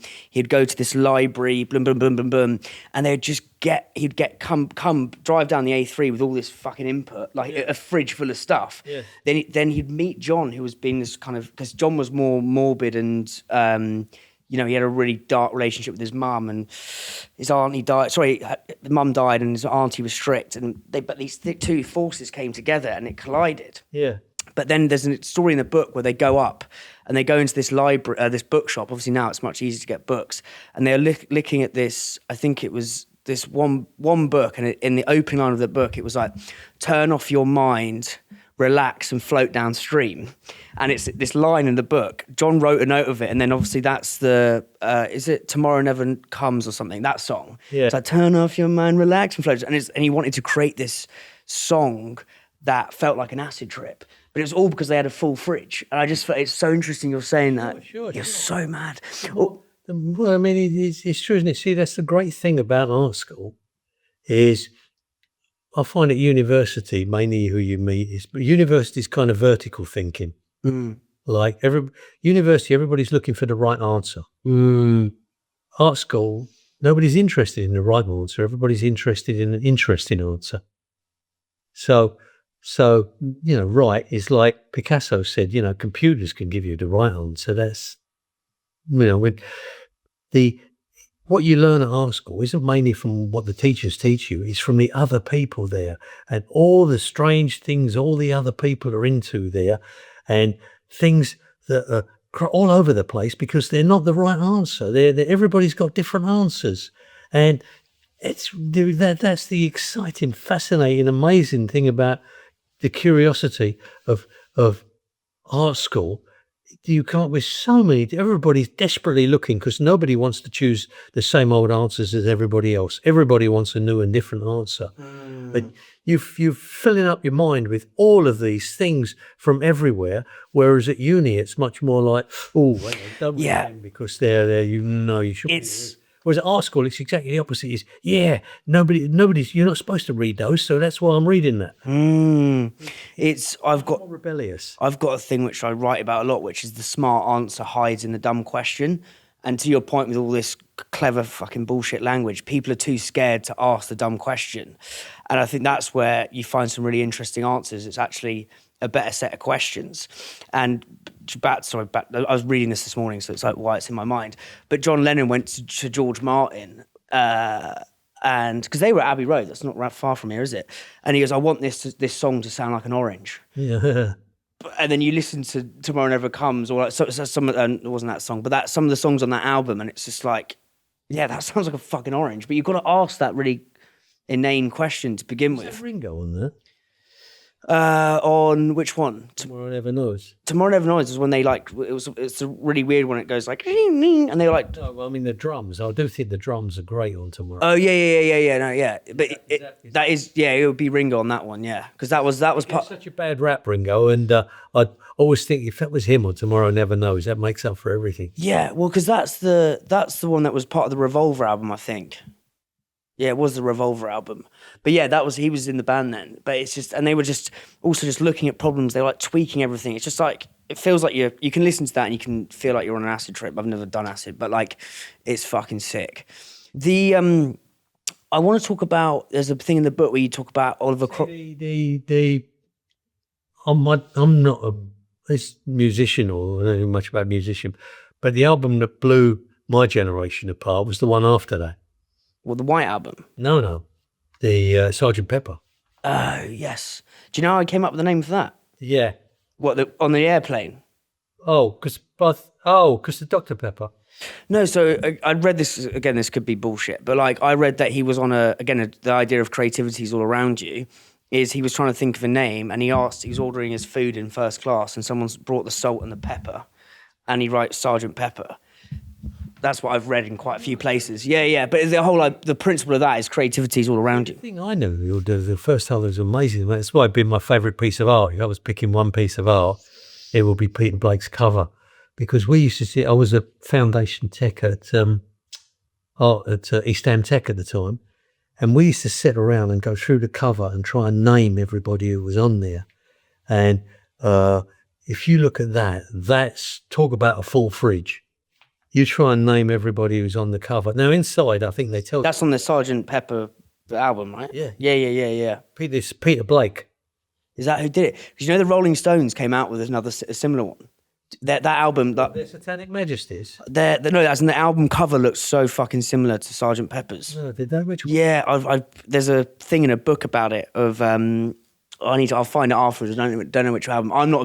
I like the Rolling Stones' main 5 songs, but the Beatles I like obsessed with the whole. But just get that. If you were picking one 20th century icon, I mean that's my great.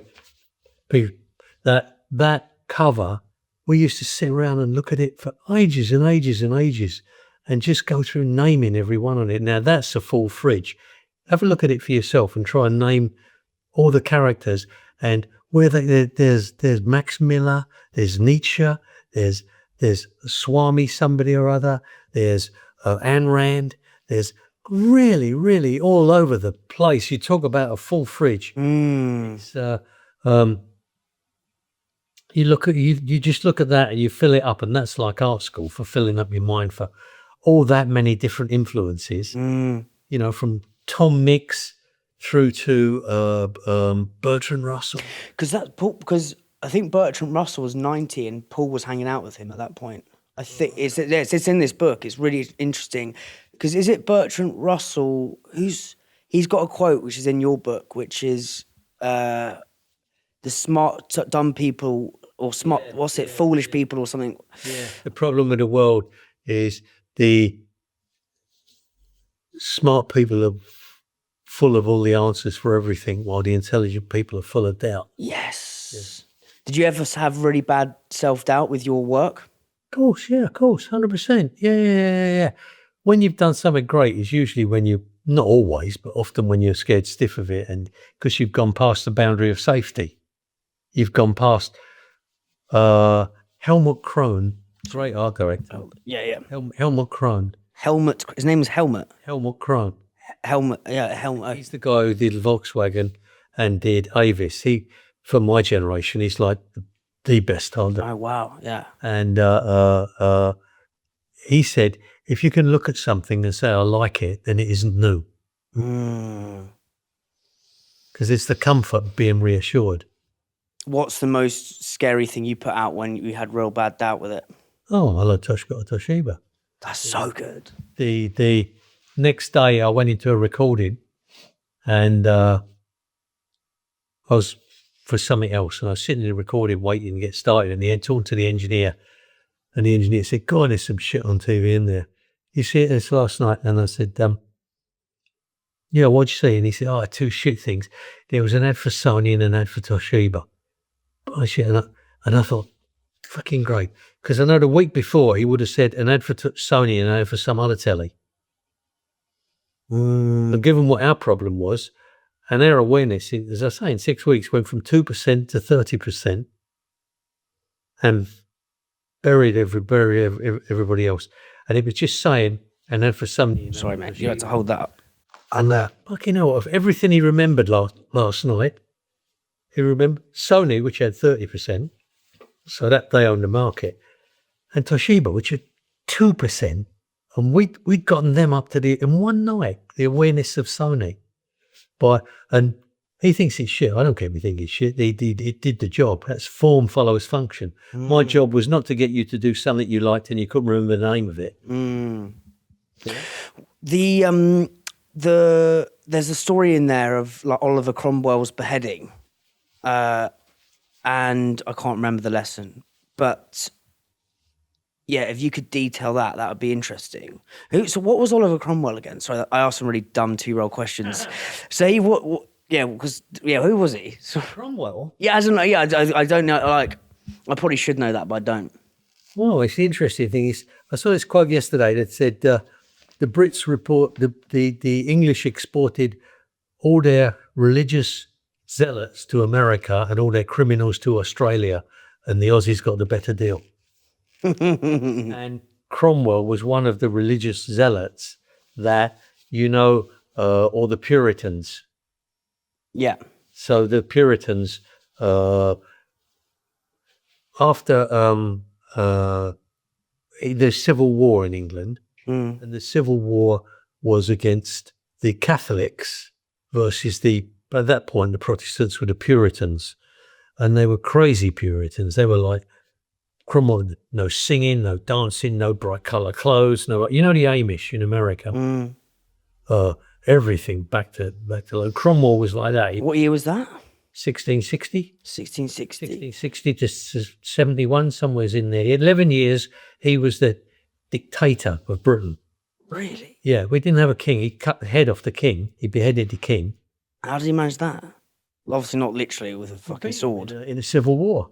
That was a civil war. Cavaliers and Roundheads? Yeah, so I'm asking questions because I want to fill my gaps of curiosity. Yeah, I don't. I probably should. I actually remember some, like, my it shows how unaspiring my my history teacher was at school, but like yeah, I remember sort of vaguely touching upon it, but I was probably just the Cavaliers were the fucking picking my fingers with my pencil or something. But the Cavaliers were supporters of the king, and he was a Catholic, and because of the Reformation, since Henry VIII and Elizabeth I, Britain was supposed to be Protestant, and because this guy was taking him Catholic, Cromwell was on his way to America, but he was stopped to be here to take over the army to fight for the Protestants against the Catholics, and ultimately the Protestants. Why was he going to America? You say he was going to America? He was on his way. What? So why? Because all the Puritans were going to America. Because England was fucked. It was full of whoring and singing and boozing and everything like that, and they thought England was fucked. So they were going to America.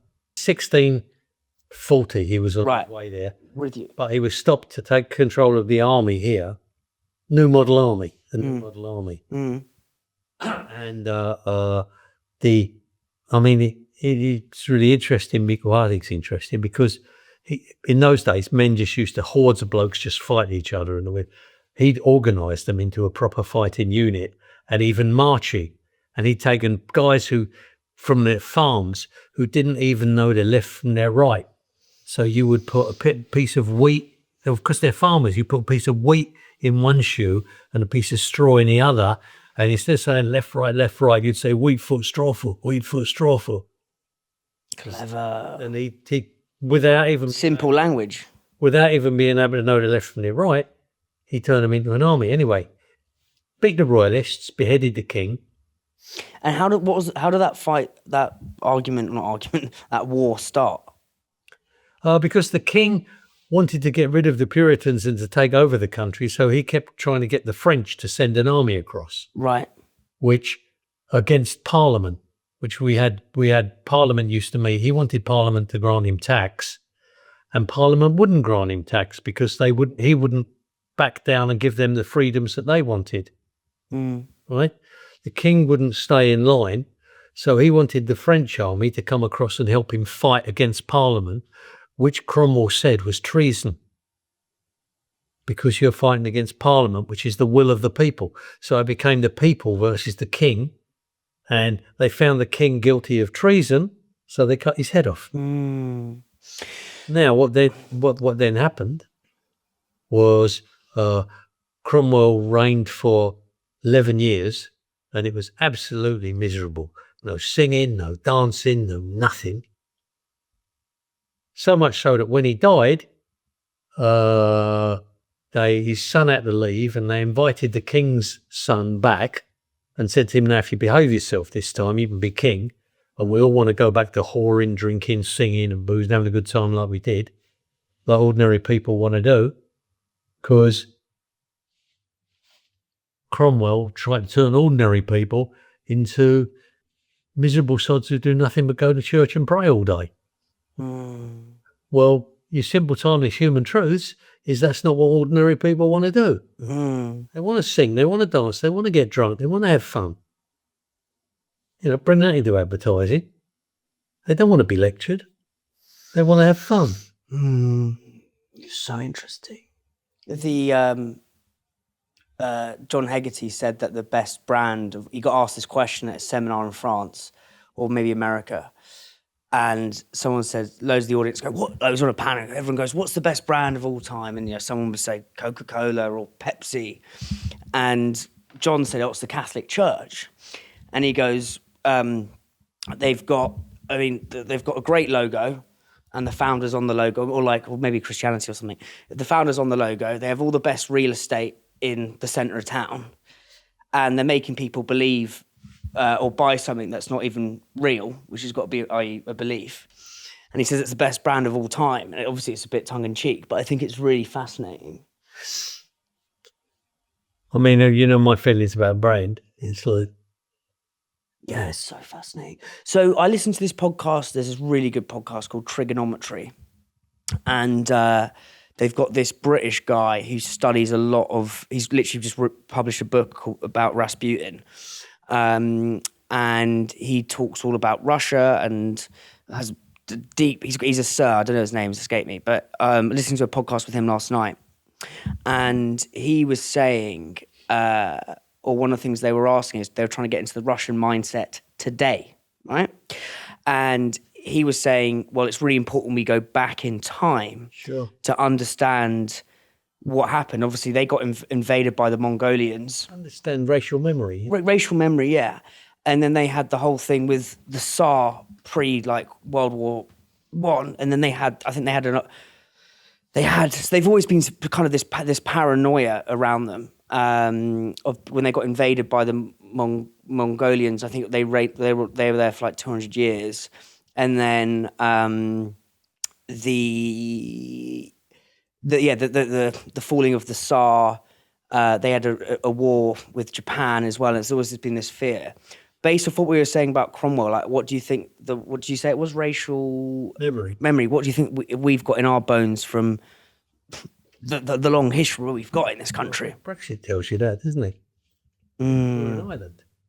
Mm. We're not part. You look at mainland Europe, and they're all joined physically. Mm. And I mean, hey, go back to Shakespeare. This crown of kings, this demi-sceptred isle, this other Eden demi-paradise, this precious fortress set in a sea, which serves as a moat for protection against the envy of lesser lands. It's an island. People don't just wander. If it wasn't for the English Channel, we'd all be speaking German. The tanks can roll through France and Holland and Belgium, but you can't roll through 20 miles of sea. Yeah.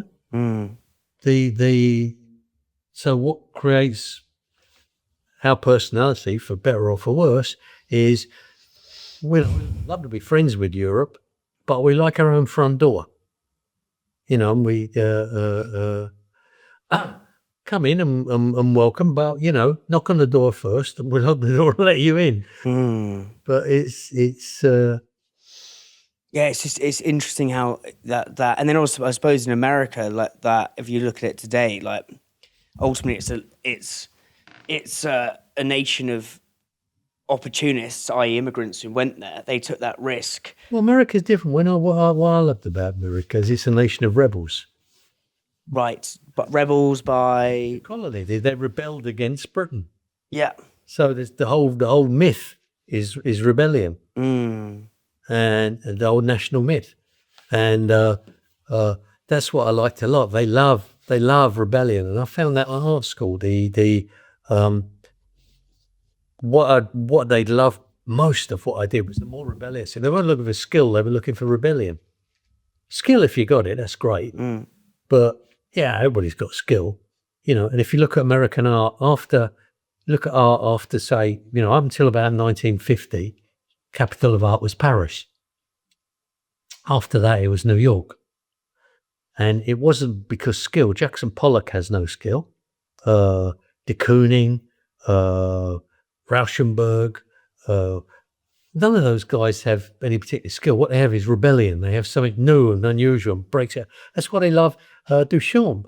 That's what they... Who's Duchamp? I don't know much about art, to be honest. Oh, okay. Well, the long and the short is once you got the camera, you pretty much reach the limits of skill. Yep. Where skill's going to take you. Now we need to be thinking about what else can art do. So you can't be representing reality anymore because the camera can already do that better. So what else can you do? So you got Picasso and Duchamp were your two different routes. Picasso was visual and Duchamp was cerebral. Duchamp would do mental art, any art that went into all the different areas of the urinal. Mm-hmm. So the urinal, found objects, broken objects, sticking things that exist together, conceptual art, all that side came from Duchamp, whereas Picasso came from looking at things other than reality. So before Picasso's side of it, reality had become an end point. With Picasso, reality became a start point. So it flipped it round. Well, when what turned Picasso around was of the Armory show in Paris about 1910, somewhere around there. He saw that what they do in the third world in some of these places, they take a feature, they simplify it and they exaggerate. Simplify and exaggerate. And Picasso put that together with Cubism, which he'd gotten from Cézanne. So you put Cubism plus simplify and exaggerate, and that's that whole Picasso visual side versus the conceptual side, which wasn't to do with what things look like anymore. It was to do with what happens in your mind, which was Duchamp. Is that simplify and exaggerate like a principle in marketing as well? 100%. Well, wouldn't it be? How would you simplify and exaggerate? Like any? Well, someone comes to me with a really complicated brief.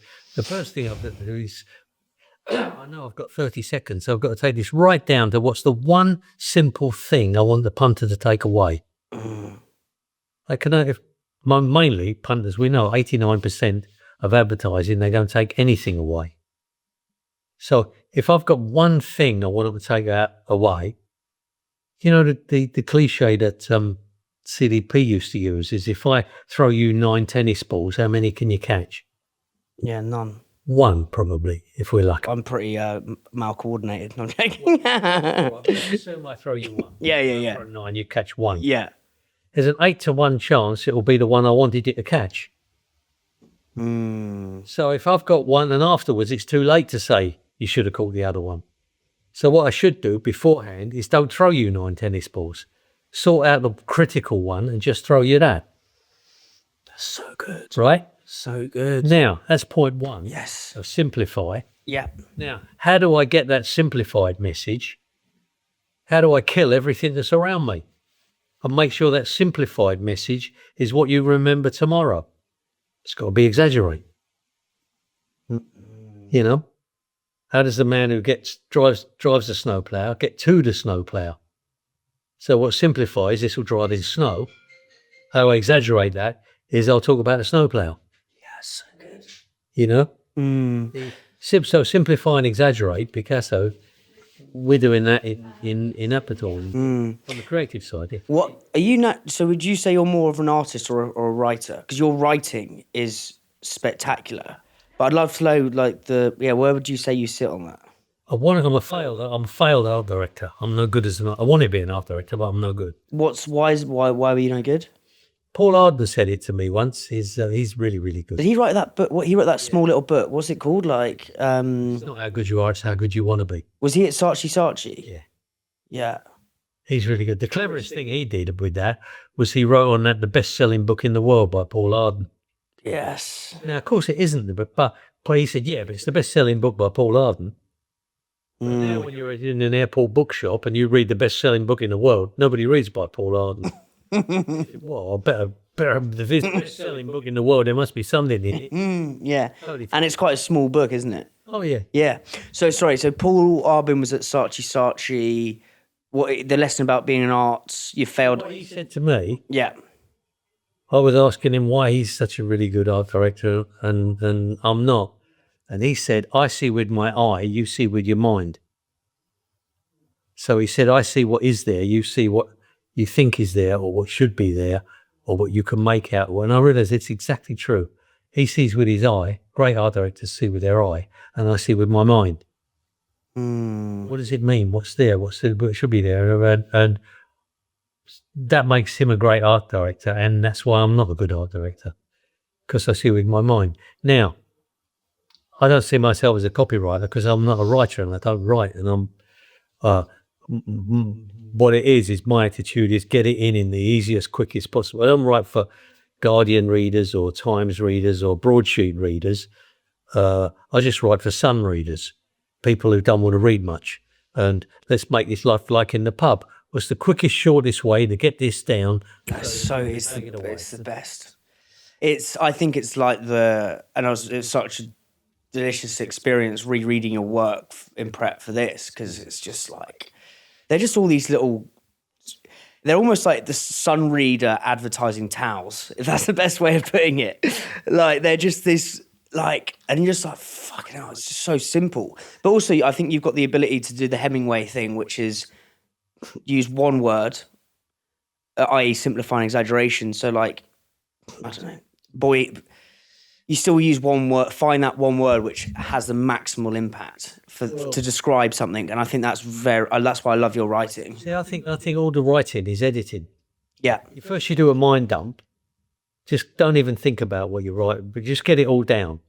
Then walk away, have a cup of tea, then come back and now be a reader. Don't be a writer anymore. Now be a reader. And that line can go. That line would be better up there. This line, we don't need that whole paragraph. That can go. And then, then now you're stripping it back. And what it reminded me, you talk about Hemingway. Hemingway says where he learned to write was when he was a newspaper correspondent. And he wrote this really... wrote this long article about the thing he'd been sent to write about, and the editor read it and said, right, rewrite it, but put the facts at the front. And then Hemingway said, well, I can put the facts at the front. That's I want to build to the facts at the front. And the editor said to him, well, let me put it this way. If we haven't got space on the page, we're going to start cutting everything, and we'll start cutting from the back. And if you've got facts at the back, that's no good to us. So put your facts at the front where they can't be cut. And Hemingway said that's how he learned to write in that urgent style. He's also got a quote I love, which a lot of comedians have on their laptops, which is the first draft of everything is shit. And it's the whole point of, like, just get it out of your head, and then edit. The real writing is in the edit. Strip it back until you can't possibly strip it back in, and then come back to it tomorrow, and you'll probably find you can still strip it when you have a think in the shower and you're thinking, actually, you know, I like that paragraph, but I could cut that out. So crossover creativity is one of your books. What is crossover creativity in, like, as a definition, and then how can people start applying that to their lives? Yeah, well, I mean, you put two things together that don't go together, and it creates a third thing. Mm-hmm. So, what would you put together? I mean, who'd ever think? You know, before I went to America, I thought, I can't believe you'd eat peanut butter and jam. How can you possibly do that? Yeah. But you eat them and it's brilliant. You know, you create a whole third taste, which now you buy a jar of Skippy and it's already mixed up peanut butter and jam. You know, and you'll do that. You'll get, John Webster was doing a commercial with a little baby for a mobile toy. I think it was Fisher Price with a little baby, and it was okay. Little baby was playing with it, and it was kind of cute. But what John Webster then did is he went and put Bob Hoskins' voice over the baby. Who's Bob Hoskin? Really rough, tough Cockney. Oh, really? So he's got a little baby. What's that here? Where's that come from? What's this there? Oh, that's brilliant. Yeah. Suddenly you've lifted it way out of the thing. So, you know, crossover creativity. Two things that shouldn't go together, creating a third thing that you hadn't seen. What other examples of that? Because, like, this is so interesting. Oh, there's a million. Where do you go with these?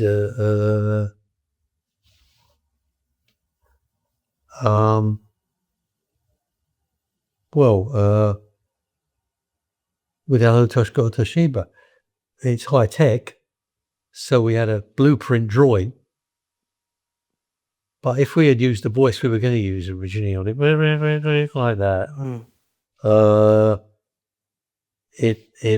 it was quite alienating. So we thought we need a friendly voice. So we got Ian Dury. Who's he? Ian Dury sounds like a bear. Reasons to be cheerful. You've got to listen to Ian Dury. Really? Oh, not many. Really? Ian Dury, yeah. Wait, what? So he sounds like a bear?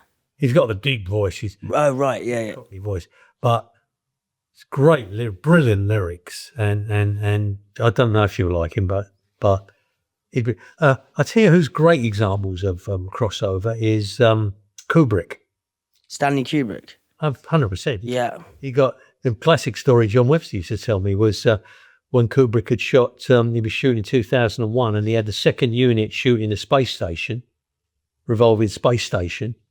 And he said, okay, I want to come and watch the rushes of what the second unit shot the space station.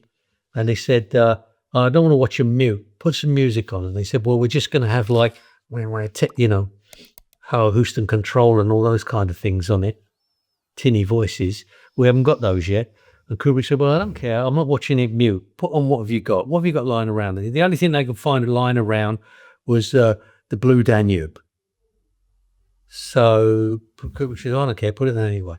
So they put it on, you got the space station, the Blue Danube, and Kubrick turned to the guy and said, they're going to call me a fucking genius when I do this for real. Didn't they film, he filmed Platoon in East London, didn't he? Huh? No, Platoon. Is Platoon his film? No, Full Metal Jacket. Full Metal Jacket, that was, that was recorded in East London. He wouldn't fly anywhere. I used to work where he shot that. Really? The what you think of Hawaii as Beckton Gas Works. Yeah, it's mad because it's a film about the Vietnam War, isn't it? It's I used to work there. Really? And see, he's got at the end of that film, he's got a tank driving away with that whole platoon of young Marines behind it walking along, and they're singing the Mickey Mouse Club theme tune. That's crossover thinking again. Opposite. So, say someone's trying to develop this as a practice. Is it about walking down the street and noticing random shit and then melding them together, or filling up the fridge? Yes. So you've got random things to put together, and you'll save things. You have to save things. John Webster, great John Webster, always had his office was like a shed full of things all over the wall that he was going to use one day. Cartoons, photographs, bits of film, where and he might put this together with that, and you don't know, I came in one day. He said, "I said, what are you working on?" He said, "Courage bitter." I said, "Oh, what's Curry's bitter? Courage? Courage bitter? Yeah. I said, "What's the brief?" He said, "They want to do a Hovis on it. I don't know if you remember Hovis." Da, da, da, da, da, da, Yeah. The Dvorak. Yeah. Guy coming up the street in his bike. That's just a shame. I said, because I had a good idea. What might be good for it? Chaz and Dave. I don't know if you heard of Chaz and Dave. This old Cockney group. Yeah. They did this song called Gertrude, which I thought was really, because it sounded like Cockneys singing in a pub, but a bit punky. Got punk instruments. Interesting, yeah. And then John said, he had some old photographs of pubs in the 1880s in black and white and what they were like. And he said, look, we could shoot it like this. And putting two things together. That pubs in the 1880s, what's that got to do with what we're supposed to be doing? And I think you'd always find that things that shouldn't go together, It's not just, it's anything, isn't it? In the war, we wanted to make a bomber plane, and our bombers, the bombers were so slow they were getting shot down a lot because they were slow enough. The Germans could shoot them down. So the more they got shot down. Wait, so sorry, our planes are slow compared to the bombers, yeah. So the more. Why are they slow? Well, because the more they started to get shot down, the more guns they'd start putting on them. Right. Guns in the front, guns in the back, guns in the middle. The Americans, the same thing. And of course, the more guns you put on them, the slower they go. So Geoffrey de Havilland said, look, here's a thought. If instead of defending them, what if we just made them so fast that the enemy couldn't catch them? They said, how do you do that? And he said, well, we strip all the guns off. So they haven't got any guns at all, not a single gun. So now we've only got 2 men on them. And we haven't got any metal anymore anyway. We make them out of wood. So they made them called the Mosquito, twin engine bombers made out of wood with no guns on, so fast the German fighters couldn't catch them. Now I was thinking about things that that don't go together. What do you mean by how come? As in, like, what taking the guns off sounds crazy, kind of thing. Well, not only does that sound crazy, but the plane's made by people that make Parker Knoll, the people that make furniture, bending wood for furniture, and now making bombers because they're making it out of wood. There's a story in one of the books about the German U-boats trying to bomb us on one of the ships we had. I can't remember it, but it's like I think it's the whole thing's about attacking, not defending. I don't know if you. Oh, well, that's right. There's a guy called Johnny. His name was Captain Walker, and they called him Johnny Walker after the. Yeah, was that World War II? Yeah. Yeah. So detail that story because it's super interesting. Well, it's just great thinking was the convoys. We totally depended on convoys coming across from America. Without them, we starve.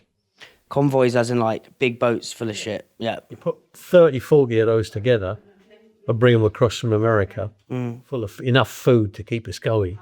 Because we were going to die out of starvation. Yeah. Well, not, yeah. Because we can't feed ourselves. This little island can't feed 50 million people. Yeah. 20 million tops. Yeah. So the Germans know this, so they send the U-boats out to start sink them. So we send destroyers out to protect the convoys.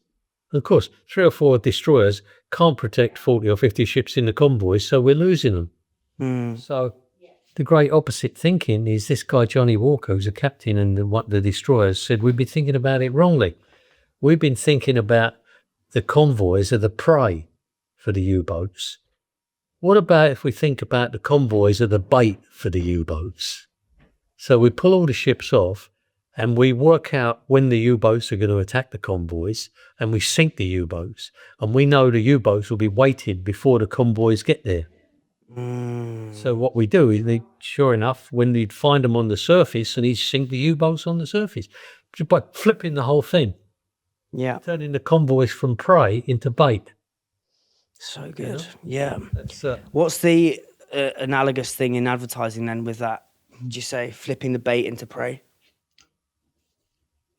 Well, flipping the prey into bait. Flipping the prey into bait. Yeah. Well, you'd have to give me a bit longer to think about that. There are a lot of these. I've got so much in my head. I need to sort out which one to wear. No, it's all good.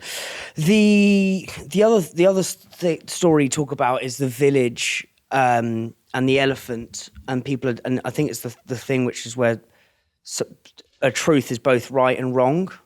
Oh, Jane. Yeah, talk about that. That's really good. Well, that's just the Jane story about nothing's absolutely right. It's everybody's different truth. And they use the instance of a guy who sees an elephant, talking to five blind beggars on the street. He's just seen an elephant go through their town. And he's in India.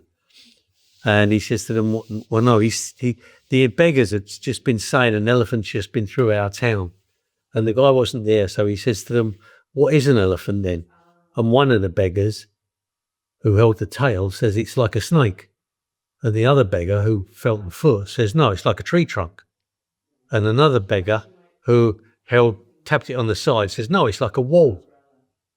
And another beggar who held the trunk said, no, it's like a great big hose pipe. Now, they were all right, but they were also not right. So when you're locked into any discussion about your brief and what you should be doing, you need to keep an open mind about, is this just a little bit or is it the whole thing? Is there a bigger discussion to be had? You can be right and also be wrong. Rory Sutherland says, which is a great line, that the opposite of a great truth is often another great truth. You know? When you have a war, it's never the right versus wrong. It's always right versus right. Yeah, I love that. I think it's have you heard of it actually became a thing, but he had an idea of the opposite of Starbucks is a coffee shop that you'd put in train stations called Flat White or Fuck Off, which I think is genius. And it did manifest into this thing. They created it. But I think it's, what would you say are some universal truths that are both right and wrong? These are big questions. Sorry, yeah. Well, I mean, they're pretty much once you study anything to do with the planet or philosophy, there isn't a right. The whole concept of right, the whole concept of reality. There isn't actually. We've got 5 senses, which we think are ways to access reality.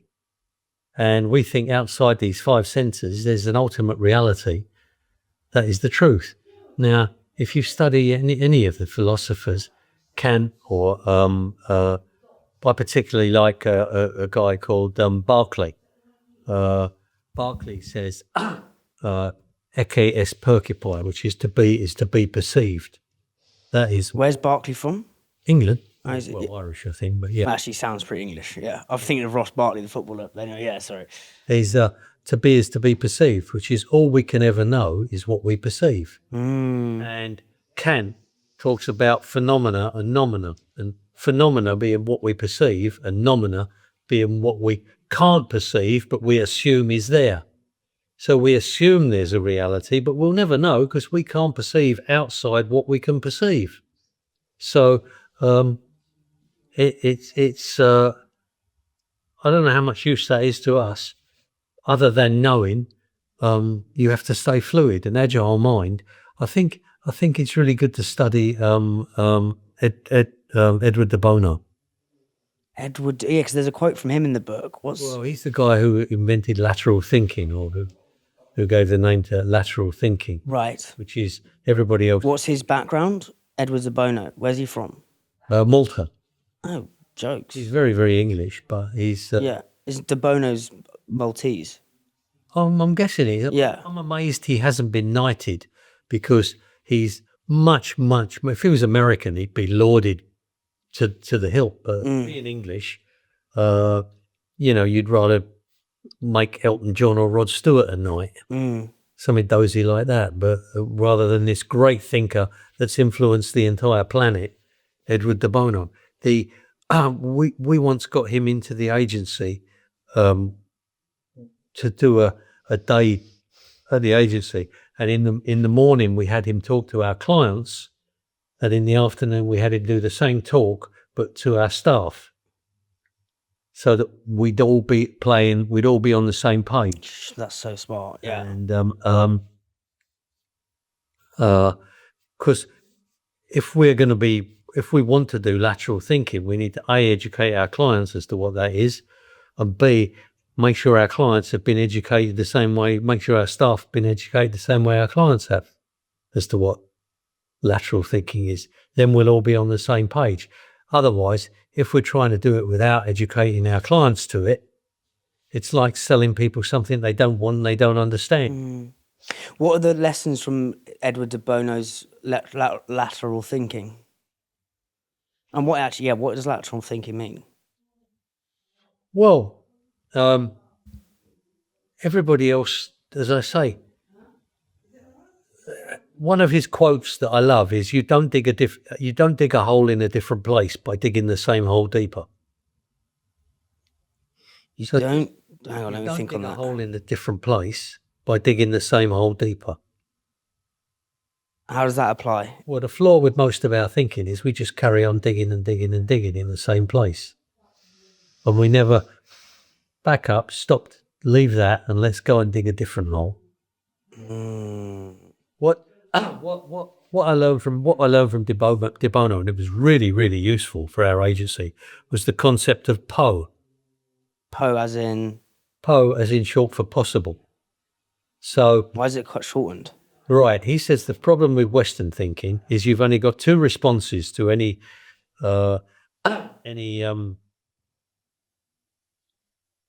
you offer. you've only got two responses to it, either yes or no. So if you offer a client the solution, or if we're working our way towards a solution, and I come up with something, I say, how about this? You've only got two responses, which is yes or no. So our thinking is very stilted. What he says, to free up the thinking, we need a third response, which is Po, which means let's see where it goes. So, and ideally, what you should start with is you think of thinking as a provocation, not as a judgment, but as a provocation. So, and where that will take you. Good. And at the end of all of that provocation, Yes, you then have a wash up and decide which of that was worth keeping. So he uses a for instance of, if we said, and this won't sound right, but just go with it for a bit. He'll say, and you've got to be provocative with your first position. If you're designing the car, he'll say, okay, Po cars had square wheels. Now your initial reaction is, nah, stupid. Think of something else. But if you have Po, which is, well, possible, let's talk about that. What could be good about that, square wheels? Well, good is you wouldn't need a handbrake because it wouldn't roll away. Good is it wouldn't travel much, so you wouldn't wear out your tyres. Good is wouldn't be stolen. Good is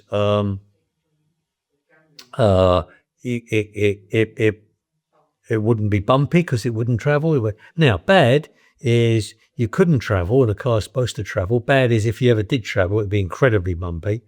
Bad is it would ruin the road. Now, just on a simple thing like that over 30 seconds, we've got a list of things we don't want and things we do want from a car. We want it to travel. We want it to be comfortable. We want it to not use much rubber. We don't want it to roll away downhill. We want it to... Now, this is a stupid thing, but just to show you how to flesh out different things you find. Now, when he did that as a Po, what came out of that they used was independent suspension as a way of making the car able to travel on square wheels, but without the people inside finding it, without the people inside feeling it. You're not actually really suggesting seriously that a car should travel on square wheels.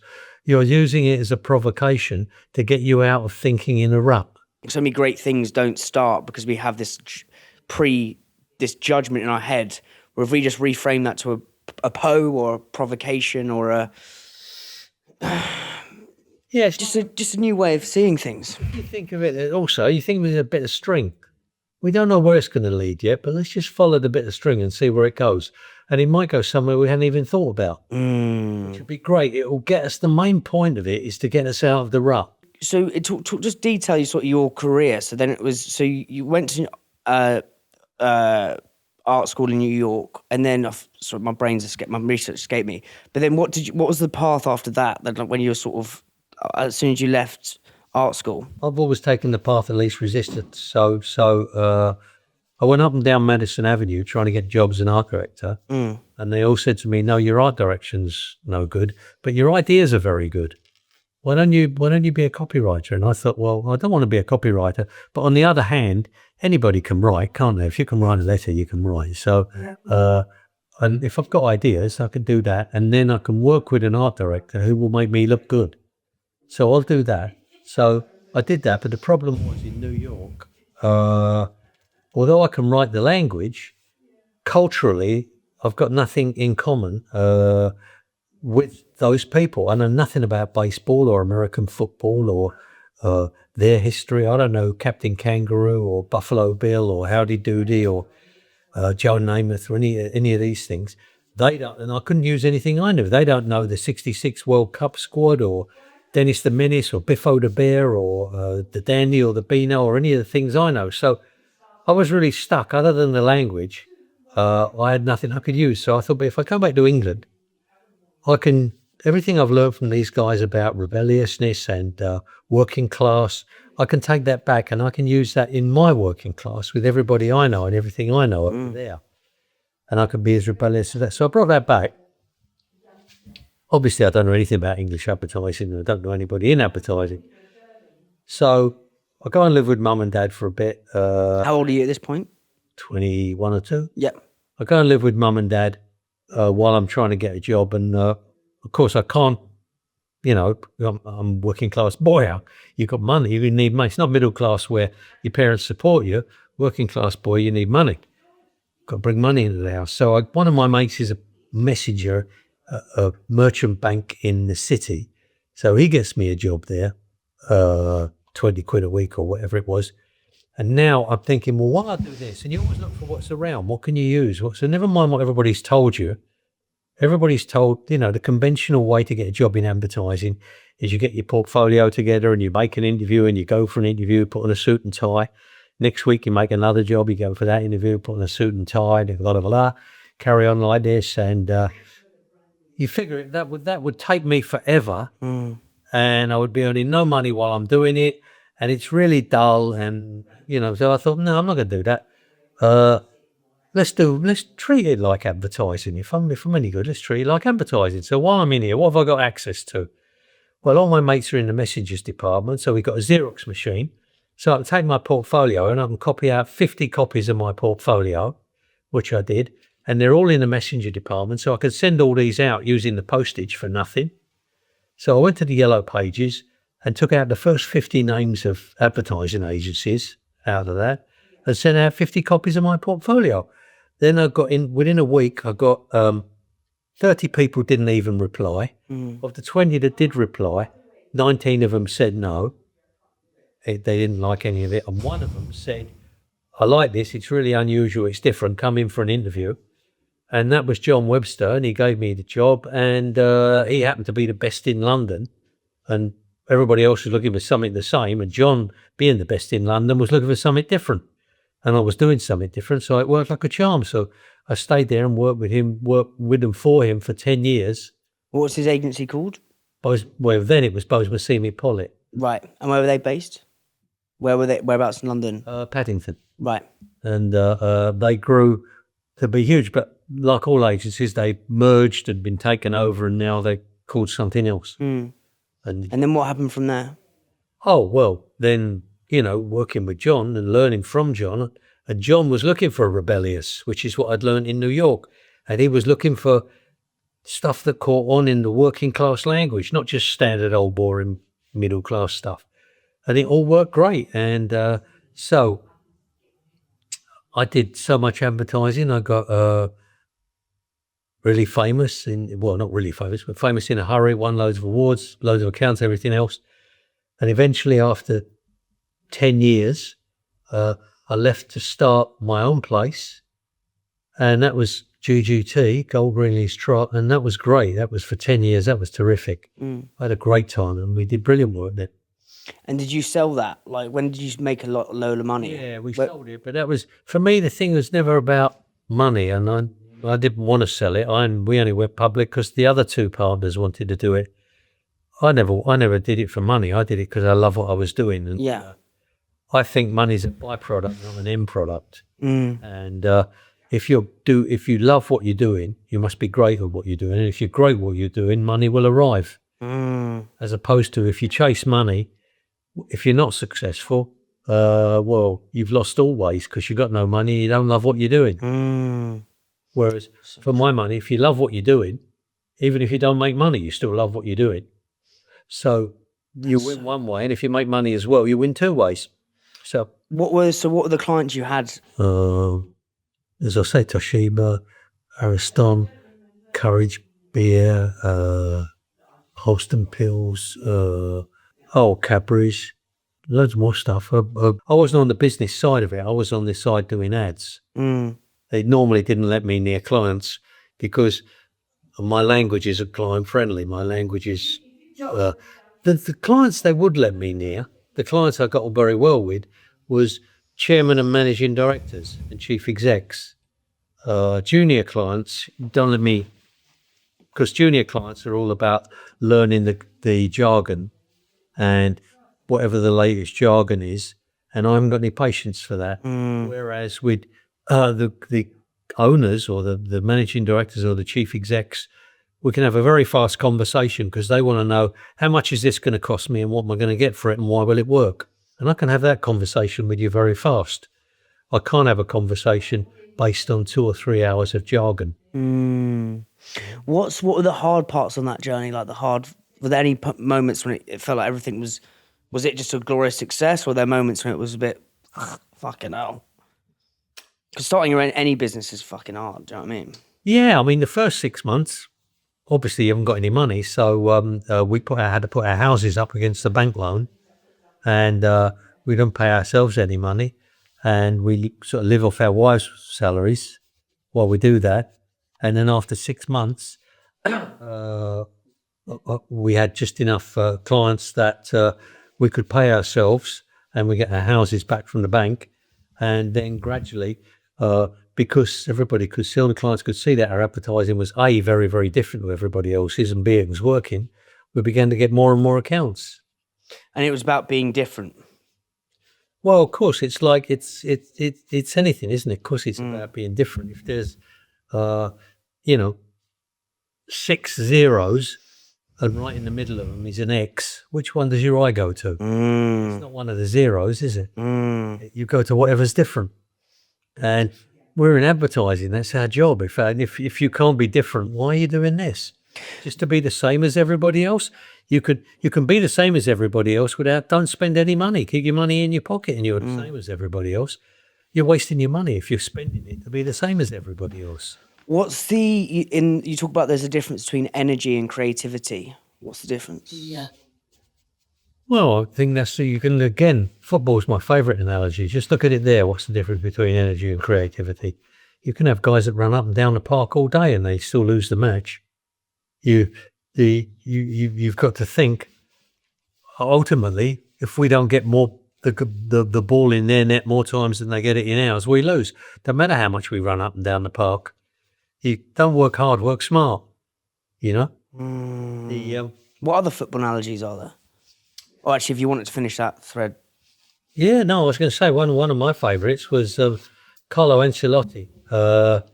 He won the European Cup 5 times at different clubs, which is amazing, Carlo Ancelotti. And he said, I don't coach players for what to do when they've got the ball. I coach them for what to do when they've not got the ball. And as a creative director, that was really interesting for me. That's like the biggest, most important part isn't training people, it's hiring people. If you hire the right people, you don't have to watch them. They automatically want to do what you want to do. Michael Caine said he was on the set of The Man Who Would Be King with Sean Connery. And they said that Sean Connery said Walter Houston or John Houston hadn't given them any direction. And Michael Caine said, "You're right, he hasn't told us what he wants." So he grabbed John Houston and he said, "You haven't given us any direction about what you want here." And John Houston said, Michael, he said, "You only have to direct actors when you've got the casting room." And I thought that's absolutely great about hiring. That's why I would put all my time into hiring. When I hired people, the right people, they automatically want to do what I want. And all I've got to do is put in a little bit of correction here and there. When I've actually got to start worrying about, are they motivated? Are they happy? Are they enjoying themselves? Should we get some more bean bags in and foosball tables and cappuccino machines and have some yoga retreats? That's all because I've got the wrong people in. They don't actually want to be there. They don't actually want to be doing what I've done. What I used to mainly love doing was hiring rejects, young kids who were rebels and rejects. And all I'm going to do is give you an opportunity. There's an opportunity here. If you work really, really hard, flat out, all the hours God sends, if that's what you want to do, I can give you that opportunity. If that's not what you want to do, this is the wrong place for you. And you'll be miserable here. But if you've been a failure so far and you've been unhappy because you want to work your socks off and they won't let you do it at the places you're at, if you come here, I can let you do that and you can get famous in a hurry and this will be just what you want. And all I've got to do is find the people that want to do that. So I put all my effort in interviewing loads and loads of people until I got people that were absolutely desperate to work. And what I was doing was giving them a lifeline. What's been one of the hardest days of your life? Hardest? Don't know. Don't pick it up like that. Don't pick it out like that. What do you mean? Like what's the hardest day? Mm. I mean, no, well, there have been some miserable days, but everybody has miserable days, don't they? Mm. What's been one of the miserable days? Well, when you lose an account or you get an ad turned down, something that you love, and it doesn't run. That kind of stuff. And does that? How do you stay like upbeat and confident in yourself when that happens?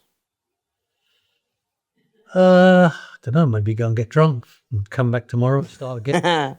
I love getting drunk. I think it's actually quite a good, especially in the age of all this like no drinking and stuff. I actually think it's a superpower. It flushes you through, doesn't it? It does it flushes you through. Literally, I think it's like a few good old beers like really keeps everything at bay. What's the 1 + 1 = 3? How's that different to crossover? Because that's another one of your books. Very similar. It's very similar, right? Okay. Yeah, 1 + 1 = 3 is very similar. You put two things that shouldn't go together, like what be the most recent one? Salted caramel. Who would think they put salt and caramel together? But it's brilliant. And up comes this third thing that's now better than either of them on their own. And obviously you do that in episodes. As I say, Kubrick did it. Martin Scorsese does it. The opening titles to Raging Bull. They've just got the guy dark in a hood in a boxing ring on his own, shot in black and white, just moving around boxing in slow motion over this piece of opera. That shouldn't work at all. And you'll find that there used to be a really good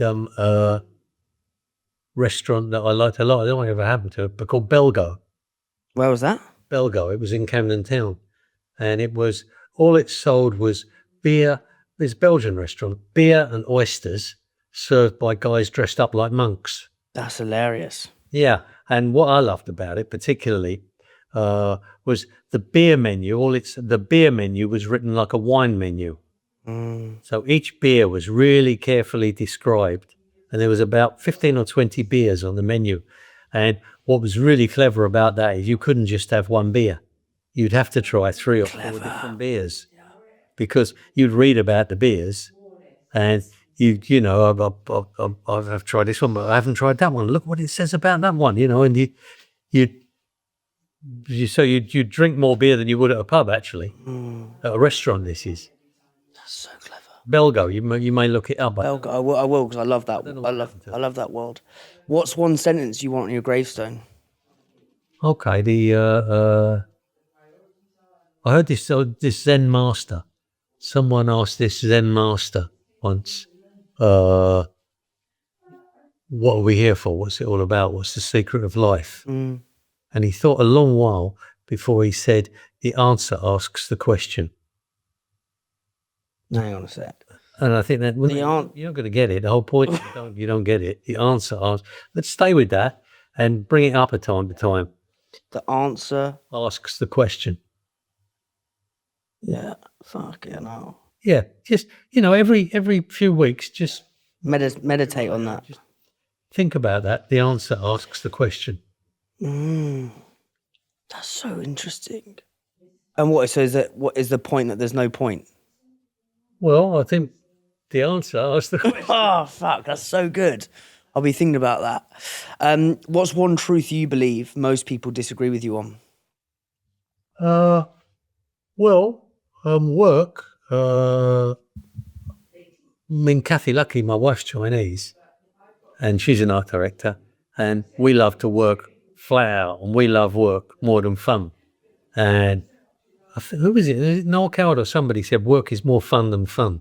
And when you get the job right, like we have, it actually, I think that's the thing most people disagree with. They all think that you should stop work and have a social life and all that sort of thing. And I've never particularly wanted that. We went to art school for this. This is what we do. This is what we trained for. This is what we love, and we get paid for it. So, and also, it's just mad. It's so lovely being in your house and seeing all this I might maybe take some pictures, but like all this crazy beautiful art that you've got on the walls. It's like, and you show me around. It's just all this gorgeous, beautiful stuff. It's mad. So what are you working on now? What sort of working day like in your creative? Do you write in the mornings? When do you write? Well, what I always used to do was, and it works best for me, you look and find when your productive period is, because otherwise you can waste it having meetings. Totally hard agree, yeah. And for me, my productive period was always from getting out of bed till lunchtime. Yeah. That's when I'd work. And then lunchtime, I used to go to the gym, but when I'd done that, I'd go into the office, and that's when I'd have meetings. So all afternoon, because I'm not very productive in the afternoon. So that's the time to have meetings. So, and my philosophy was, if you get the meeting right, or the meetings are not just time-killing things, you get the meeting right, it should flow. The rest of the week should flow. So every Monday morning, I used to have a traffic meeting with the whole agency at it. And all departments there, so that all in front of each other. So if there's a hole, we go through every account, and if it's okay, ticket, no problem, and move on. No. If we've got a problem, everybody's in the room to say, what's the problem with? So if account handling says the problem's planning's there to unblock it. And if blocking says, account handling says the problem's creative, I've got creative wrong here to unblock it. Once we find out where the problem is, then I can unblock it. Then the rest of the week should flow. Then that'll take about 2 or 3 hours, that meeting on a Monday morning, but the rest of the week would go like clockwork. Yeah, because you've done that. So that was one thing everybody used to disagree with, because my theory was most of our work was seasonal. 80% of your work is seasonal. You know, what do you mean by seasonal? As in like what, winters? Seasons. Yeah. Ice cream sell in the summer.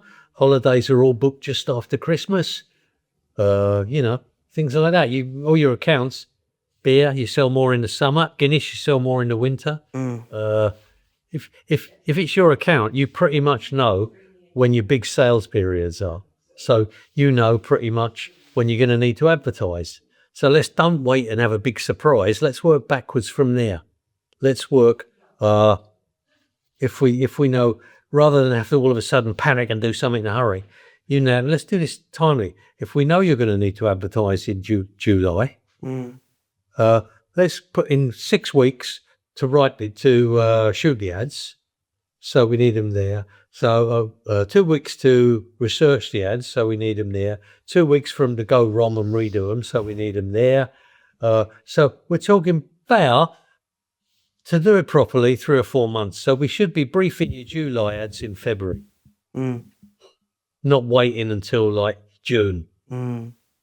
So by working backwards from the end, we can have a lot more time to do this properly with a lot of thought and come up with a lot better product rather than just having to buy whatever's done. And so were you working all hours of all days on the way up? Oh yeah. Even so, your creative energy, you said now you've got the creative thing in the morning, or was it just an all day, or were you still doing the creative stuff in the morning, then the meetings in the evening, dinners in the evening, whatever? Yeah. I mean, it used to be that it was lucky if I got home. If I got home for 10 o'clock news, that would be average. And there used to be I'd go into the office at the weekend, and most of the kids were in there working.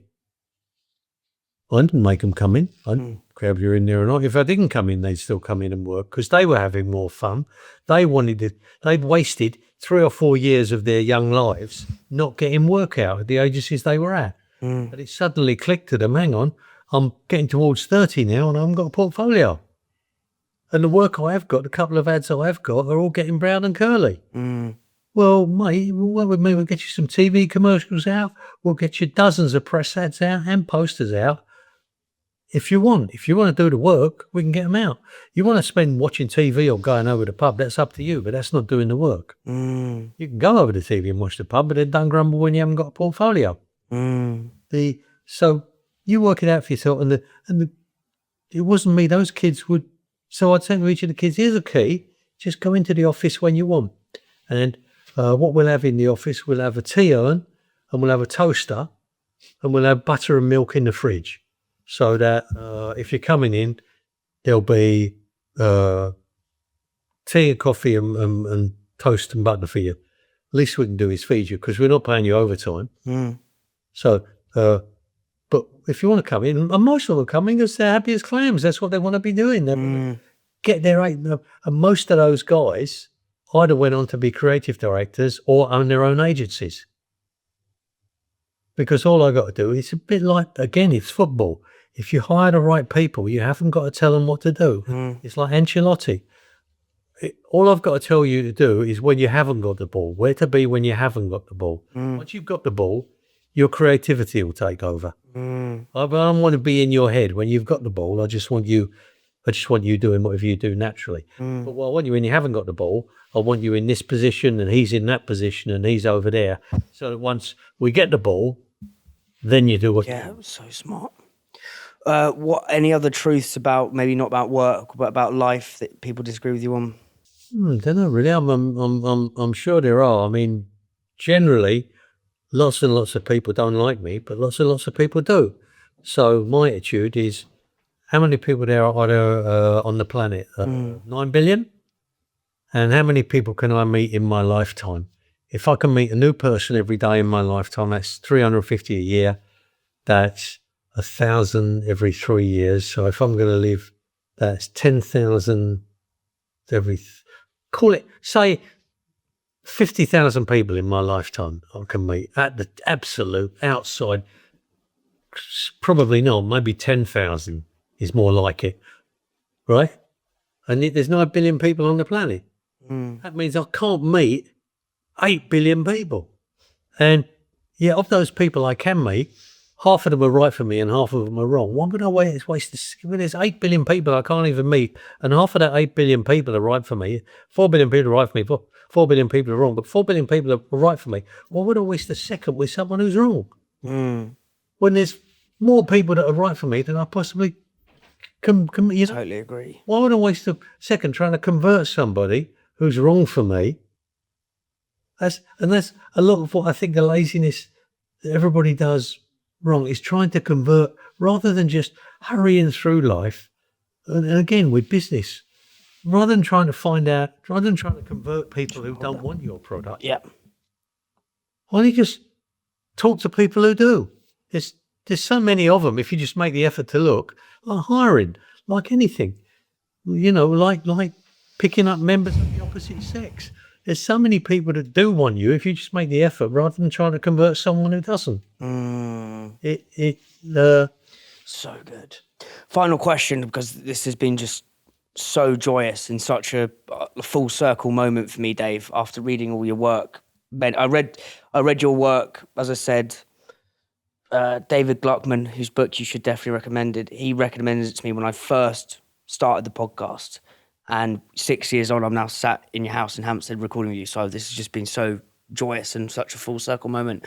But yeah, I know you read a lot and there's lots of books smattered around your house. But like, what are some of the one really good books that I should definitely read? Okay, for you, particularly, where you were telling me about what you did after you left. Have you read George Orwell, Down and Out in Paris and London? Yes, I have. Did you like it? Yes, I love. Yeah, that's really, really good. Yeah. 1984 was the other. What's it? Have you read his poem about the pub? No. Under a White Moon or something. He's got it's an essay he wrote for a newspaper about the pub. And like, mate, you read that and it'll make you fall in love. It's just a short essay. Right. The White Moon Under the Sun, I've butchered it. It's a fucking amazing essay. And it's like, when you go into a pub and you read that. In fact, there's the Compton Arms in Islington. It's got it on the wall, which is a great pub. Yes. Yeah, so any other books for me and then for other people you recommend? Well, if you're not, I mean, not this is not for people that read a lot. This is for people who don't read. You start off. The book that started me reading was Damon Runyon.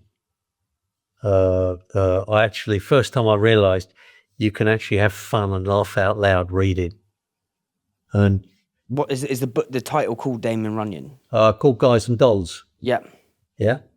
And and it's great to start out loud. It's great to start with fun books, just to get the wheel rolling, and then philosophically, if you're looking for books to think of, Bertrand Russell, History of Western Philosophy, and what's great about that is you don't have to start at the beginning and plow your way through. You pick whoever you're most interested in, start there, and then just follow a thread to the different places. So you might start whoever you wanted to know about but never bothered. But like with me, it was Descartes, and then that will take you to Socrates, and then that will take you through to Plato, and then if you're in, depends where you're interested, and then that took me through to Occam's Razor, which takes you through to Parker. But different people, it will take you different places. Wow, it's great. Who was he, Bertrand Russell? Like is it British philosopher, but I like people who write. I like words that come off the page. I don't like books like textbooks. I've got to sit down and work on it. Yeah, and I think it's the writer's job to grab me, not my job to. But what I like about that book is, as I say, you can pick when you're reading Descartes, for argument's sake. You'll come to this bit, and it will say, as Descartes thought about. And he got this bit from Socrates, so you'll go right back to Socrates and read that bit, and they'll mention loads of other stuff you're not interested in, but he'll say as Socrates, and it was later on picked up by Berkeley, and you then it will take that. But if you're interested in that bit, you can then jump to Berkeley. It's just chapters about everybody, and I love that. I don't. So easy to get into each one, yeah. Well, it's why. Excuse me, I don't listen to podcasts because they start and they carry on linearly like that. Whereas writing, I can chop and change and pick up where I like, and I like that. I like that a lot more.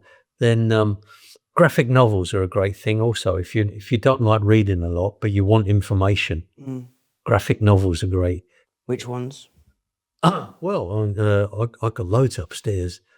Also, if you're at all interested in, if you're more visual rather than verbal, graphic novels are great. The partway why when you read my books, it's double spacing and loads of space.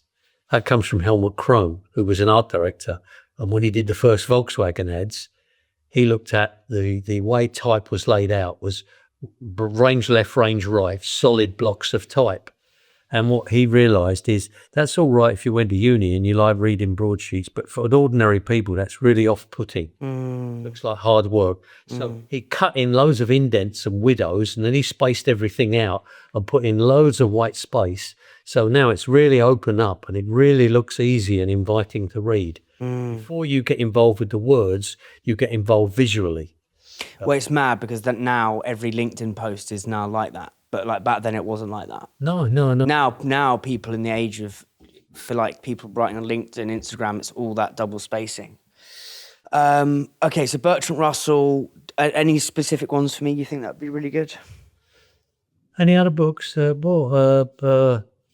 don't. It depends what you want. If you want them for entertainment and amusement or education or what? Entertainment. 2 for entertainment, 2 for education. Then we'll wrap up. Alan Coren, anything Alan Coren's written, right?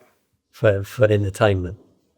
You know Alan Coren? Nah. Oh, mate. Who is it? I'll get onto him. Alan Coren. What's his crack? Well, he's just the best, wittiest, funniest, not just funniest but wittiest writer. What does he write about? Well, he would take an article out of a newspaper and then write 3 or 4 pages on it. So everything he's written is about 2 or 3 or 4 pages long. So you haven't got a book beginning and end that you've got to plough through. Much more better for me is 2 or 3 or 4 pages each time. Yes. Lovely. I think like that. I'll tell you another great writer I love, Mick Herron. I've got a lot to read, mate. Yeah, Mick Herron, who's he? So have you ever seen that TV series Slow Horses? Yes, I really struggle watching TV, but I watched 4 episodes of that. Read the books. The books are better than the TV. Really? TV is good, but the books are better. He's a great writer. I mean, for me, these are guys that I just keep promising myself, okay, I'll just read one more chapter, then I'll stop and go to bed. But you actually can't, because you get the energy out there. Oh, that's the best. When you're reading, I've got that with that John and Paul book at the minute. I can't, like, it's just getting better and better and better. If you want John and Paul, all about the Beatles, I highly recommend it.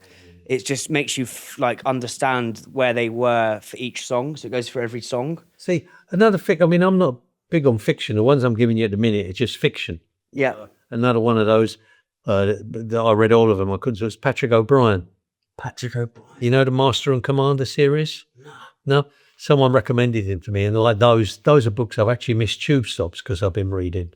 Oh wow! You know, I've been in the middle of it, and I didn't even notice what stop I'm going past. That's amazing. There's about 23 books in that series. They are great, and then they're all fiction, and then non-fiction. What I love is a guy called. I mean, it depends on what you want in non-fiction. Lots of history. There's a guy called Eric von der Schmied who does a lot of. He did the Hinge Factors, which was all about the hinge. Might be called a hinge of battle, which is every battle. Where was the one point it turned? Wow. What was the one thing in every point that turned either a war or a battle? The one point. That's beautiful. That's really interesting. Then he also did a great one called The Whisper of the Blade, all about the French Revolution. I'd never been able to understand it because it's all been written dry as dust, the French Revolution, until I read this, and suddenly it all came to life, the French Revolution. And now, is that Napoleon? Just before Napoleon, yeah. So what was going? Was it the Terror with the French Revolution? That was the Lateral. Yeah, that was Robespierre, the guillotines. Yeah. Yeah. So what happened with that? Did they just? How did come the French? What was the revolution? Well, there was the corruption of the monarchy, you know, and the starvation of the poor, and you had the revolution of initially it started gently, as these things do, and then kind of got out hand of what Lenin called the revolutionary elite took over. They would take over any revolution. Pretty much what's happening with MAGA at the moment in America. You start out with a lot of quite justified dissatisfaction from the bottom towards the top, and someone comes in and takes control of that. Over here it would be Farage. Yeah? Quite justified the way the bottom's being ignored.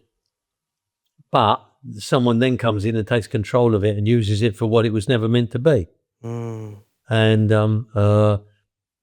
you know, Hitler's Germany, those things, it's like mass movements are always quite fascinating like that, because you see it happening again and again and again and again throughout history, and pretty much always the same way. You know, well, a lot of what I love is Eastern philosophy. So one I love called Zen Flesh, Zen Bones, about Great Zen name. Koans. Koans, what are they? Well, they're little stories, and like the answer asks the question, things that don't actually have an answer. They're supposed to go in there and just occasionally go off like a depth charge. They're not like a coffee table answer. Like, here's an easy answer. This is a constant provocation. And if there isn't an answer, like what's the sound of one hand clapping, but the struggle to answer it is actually maybe what we're doing here.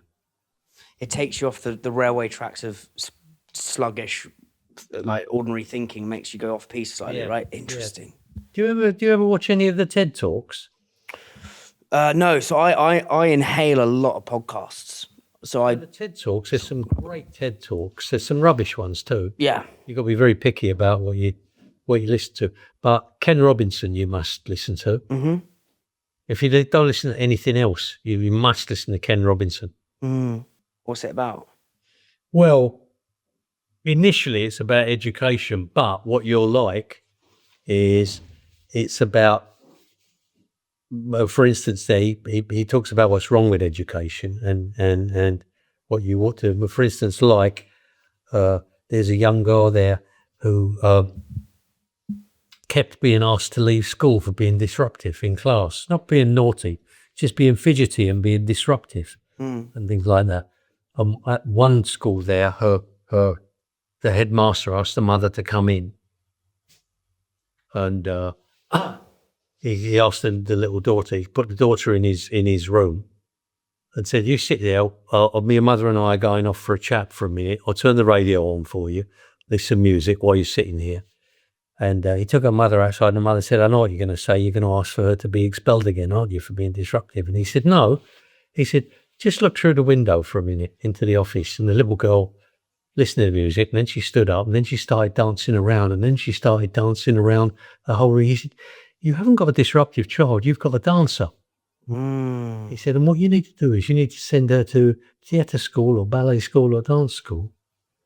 And the mother did, and that little girl became the head of the Royal Ballet. Wow. Yeah. And because one teacher, her headmaster, noticed she wasn't disruptive, normally at school you'd fix her by giving her Ritalin or something, giving her some drugs to knock it out of her. And Ken Robinson talks about That. how we need to change how we think about people and educate people. Yeah. Dave, that's been an absolute joy, mate. Thank you so much. I've absolutely fucking loved that. And it's just, yeah, I had so many questions. Just my curiosity was burning. Hey guys, thank you so much for watching this video. Hope you're loving the episode. I'd appreciate a really small yet significant favor, por favor. Please, may you click the subscribe button, get in the comments, tell me what you think about the episode, tell me what you think we did on the show. It may not seem much, but it really helps us grow and helps us get bigger guests. Thank you so much.